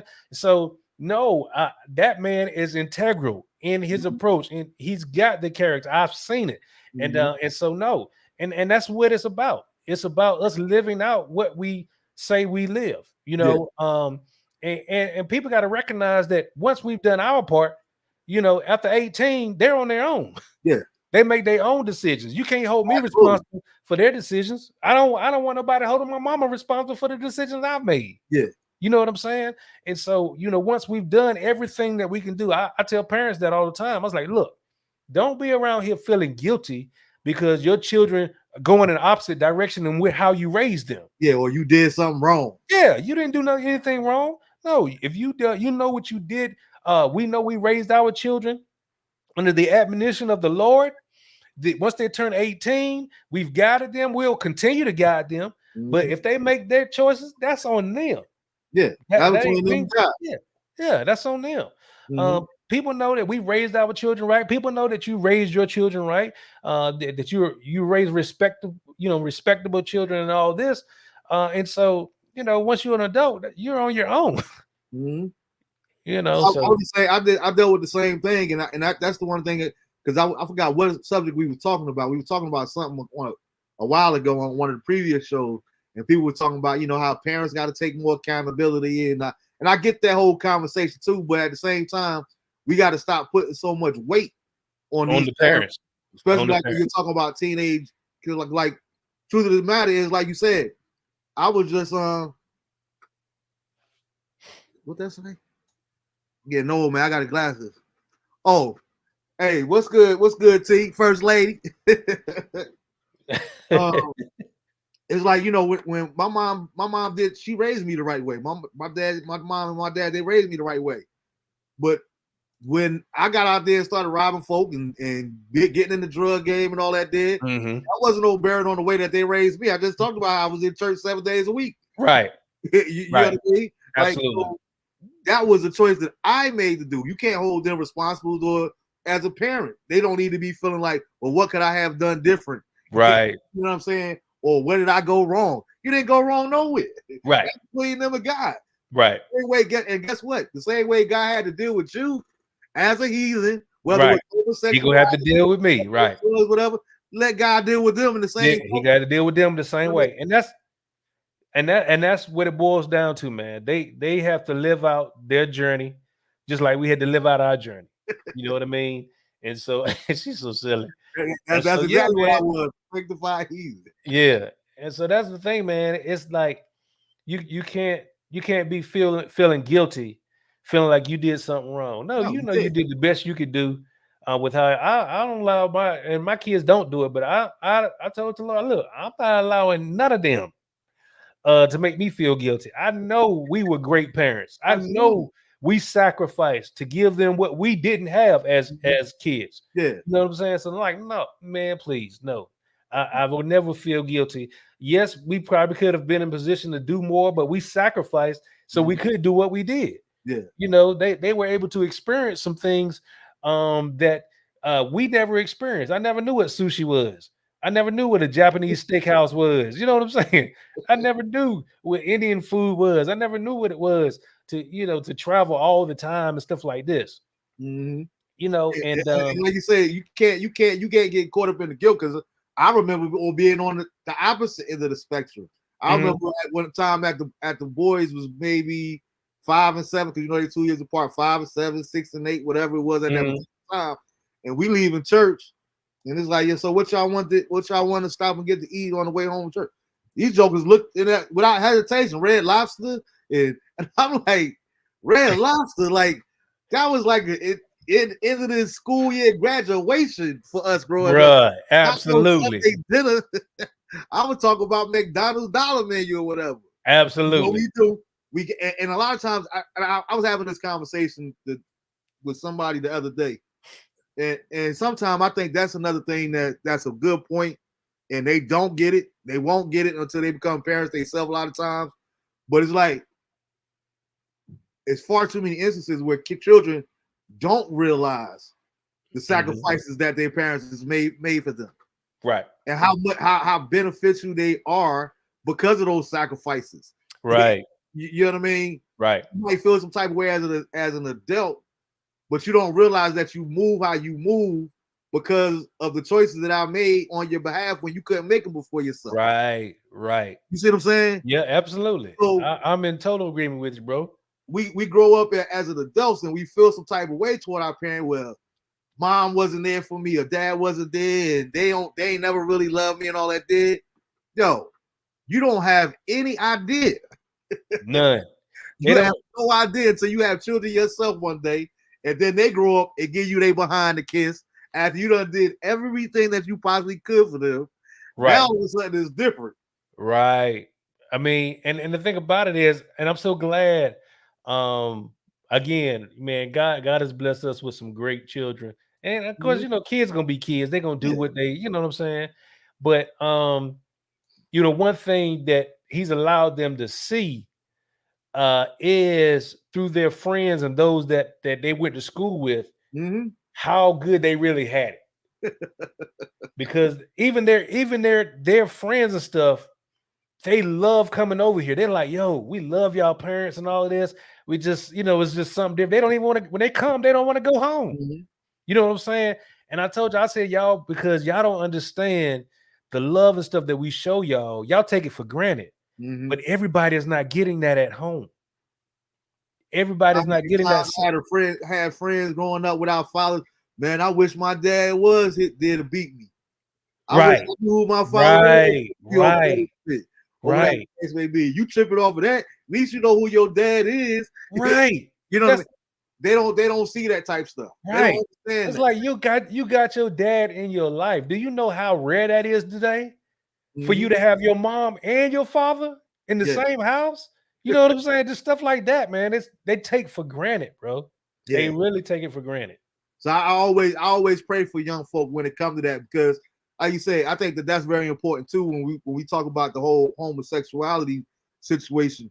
It's like the one commandment that God gives us that's above all is to love each other, Love, love. love one another. Yep. And of course, I could honestly admit it, especially back, when we younger, we stupid. I always Right, try to right, right. all the time. I look back at it, as much as I thought I was grown at 20 years old, you know what I mean? Still had a lot to learn. I was dumb. Yeah, we still had a The lot to 48 learn. year old say like, man, thank you, God. Right, I could have jacked it all up if it was up to me. right, Choices and decisions I would have made. You know what I mean? right, I can remember back in those days being very homophobic. Get over here. Nah, I ain't. Don't talk to me and all that. There. You know what I mean? Keep that over there. Don't be looking right, at me. You know what I'm saying? What you looking at?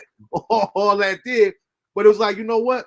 When I became a parent, especially as they started getting older, it's like, like you talk about, we love our children unconditionally. You know what I mean? right, So if they grow up and become a homosexual, I'm going to stop loving them. right. Exactly. Like, You're not gonna stop no, loving them. that's not making sense to me.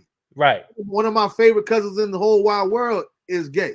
He used to take me Hmm. on shopping sprees and everything else. So I never had a problem with him, or it's like, well, he different because he family. Nah. And it really helped me mature as far as life. Like, you know what? That's their life to live. I That's tell their them life all to the time, live. what you eat don't make me.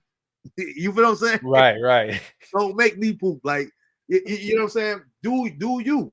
All I got to do is love you regardless of. And I right, think I let people in my life that are homosexuals know that. The love ain't going to, I don't care what you may think, or you think I might look at you sideways or whatever. No, right. I'm going to love you regardless. Regardless, and I'm that's going to always be Boo regardless. I'm going right, to be Marv regardless. right, You know right, what I mean? So you ain't got to tiptoe around me. You know what I mean? right, But I love you regardless. If anything, just like I tell people that's straight. I might not like the same certain thing about a certain person. It ain't my job to, hey Jay, you need to stop tripping on XYZ. You know what? Okay. Lord, thank you for bringing it to my attention. Now I know how to pray for him. right. Exactly. And you I just ain't gotta live say nothing to you. you live the life before them. You know what I'm That's saying? it. I often say that many times we're the only Bible people will read. You know what I mean? They read our lives before some of them will even crack open a That's it. regular Bible. And so if you live that life before them, man, I got a friend right now on Facebook, man. He never comments on anything I put up there Mhm. until I put up a post about the homosexual community. It never fails, man. Until I already know as soon as I post this, he's coming. You know what I'm saying? And we Mhm. have open dialogue, man. We joke, we laugh and all of that, and it's cool. I understand his position on it. He understands my position. And he's still, but we still are cordial. We still, trip out and all of that. And so we have to get to a place, and I think that's also a part of being spiritually mature, is Mhm. understanding that God calls us to love. Yeah. Jesus called us to love in spite of everything else. The word of God tells us you can speak in all these unknown tongues, but if you don't have charity, then it matters not. It matters Yeah. not. And so Love is what's going to win them. Yes, we're going to preach the gospel. We're going to preach against sin. We're going to preach against the lifestyle, but we're going to also show them love, and in that as well. And I think that's essential, man. Yeah. And like you said, to letting them live their lives, man, and live their journeys. And our prayer, our responsibility as parents is just to continue to pray for them. That's it. Continue to pray for them and guide them, man, and just pray that God reveals Himself even more to them. And like I said, you got it. That's what we're gonna end it on. Just keep on loving them. Yes, sir. Guess what? You still love that alcoholic. You still love the adulterer. Right. Like we got to stop singing about homosexuality because it's not our thing. It's heterosexual. Right. You know what I mean? Because the rest of those are sins too. If you're Absolutely. a liar, you're a liar. I preach against it all.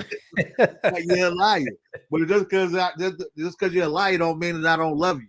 Right. So I'm not putting sins in categories no more. If I love you, I love you. Regardless of what you do, who you are, how you live your life, I'm gonna love you because I think that's the godly thing to do. Like you say, that was one of the things that Uncle Jimmy used to always preach to us time and time again. He said, listen, the most powerful message you could ever preach is the life that you live. Yes, sir. Because you can get up there and preach all you want to the heavens come, folk falling out, dropping dead, dropping it, not dead, but Lord have mercy, but dropping out in the whole, falling out in the spirit and everything else. And you go home and have an orgy with 4 different chicks. You're going to have the same hell as that you was preaching on other folk about. There you go. Right. So it don't really matter what you say or what you do or what you preach. It's the lifestyle that you live in front of you. Lifestyle. Absolutely. So man, I appreciate you taking out the time to do this, man. Like I said, we're gonna get you back on. We're gonna figure it out. But we gotta have that conversation because you one of the perfect ones to have that. I'm gonna try to have some other people on with us when we do that too. Okay. I want to really have that conversation on Christian versus believers. Yeah. I think that's very important. People because people always ask me nowadays, like, why you always refer to yourself a believer? I said, because I'm a believer. Right. Because there's a difference. There's a big difference. There's a difference. It means that I'm living that lifestyle that I know. And like I said, I'm not talking to y'all, I'm talking to us. Like I was talking about earlier. Everybody don't want to do everything that's required. Right. As far as the standard to meet Christianity. So but we like to label ourselves as Christians, but you still a whoremonger, you're still a liar, you're still a cheater. Right. But people don't know it, and you try to do that in the dark, but you want to go to church and lift your hands and work the altars and do this here and do that there. You're on the praise team, you're a musician and all that there. So that got to be a man of God. He can't play like that.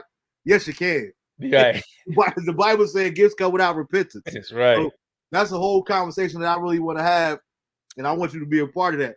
But we gotta get, and nothing wrong. If you're a believer, cool and dandy. Because there are people that do believe in Christ that aren't necessarily Christians, and vice versa. Well, I ain't gonna say vice versa because if you're a Christian, you should be. You always believe, right? You should be a believer, right? I don't know how you can call yourself a Christian if you're not a believer, right? But just elevating to that next level of your faith, right? And having that, and that's one of the things that I always stress. And I thank God for Bishop Everett in teaching us that there, like you were talking about earlier, it wasn't about having a relationship with Jesus is coming or membership and all that there. It's about having a personal relationship with God. Right. I think that's the most important thing that any of us could ever preach is making sure that we have a personal relationship with God, no matter whether it makes sense to anybody else, whether they understand it, whether they judge you or think that it ain't real. As long as you know what it is to God, that's what's essential and what's going to prove the point. Because those same people that's talking about you, those might be the same people that you might lead to Christ. Right. Or they might see the change in you to bring about a difference in their life. You say, well, you know what? I gotta up my game. Right. If God can do it for that knucklehead, then I know he can do it for me. Right. Absolutely. So that's one of the reasons that I try to be so transparent as I do with about the things that I struggle with, the things that I go through with, all those different things there. Because when people see me get to that place, I posted a post a couple of weeks back with the preacher. He was doing an illustration, and he started taking off his clothes when the shirt was all ripped up and bummy and all that. And the point that he was making was, if you knew who was preaching this to you or where I came from, would you receive that message? Right. And a lot of times people don't do that. We see these people up there in these pulpits, and we don't know that they had struggles. They wasn't always that person. You know what I mean? Right. So I think that is really important on a personal level for me to always share my testimony and my struggles with people. Because when they see when they see the deliverance and a change in my life, they say, you know what? God has no respect to person. If God could change his life and turn him around, then he absolutely could do it for me. So we got to get past this whole, well, no, I used to be a hoe, so God can't use me. I used to be a prostitute, God can't use me. I used to be a drug dealer, God can't use me. Stop talking about what God can't do. Right. He can do anything. All you have to do is give him a yes, like I said earlier. What's good, Ed? Absolutely. So we're going to close out with that, man. But I appreciate you taking out the time for this here. Thank everybody. Thank you for the invite, bro. No doubt, no doubt. And I hope everybody has a good week, the rest of their week. And like I say, like I always say, try to reach out to somebody that you haven't talked to in a while, whatever the case may be, even if it's just a text, a little note, messenger, whatever the case may be. Just do something out your normal. Go a little bit above and beyond. Just let somebody know that you care. Just let them know that you're thinking of them, because you never know the difference that it'll make in that individual's life. Right. So let's not just talk about being loved, but let's realize that love is an action word, is a verb. Let's put love into action and really love on each other and be more intentional with it. With that being said, know that I love you all. I'll see you all next week. Next week, I got a special guest. I got a musical guest that's coming on. So I'm looking forward to that too. But y'all stay tuned. And as usual, signing off, DeAndre and Lisha, know that Daddy loves you intentionally, but I also love you unconditionally. Till next week, peace.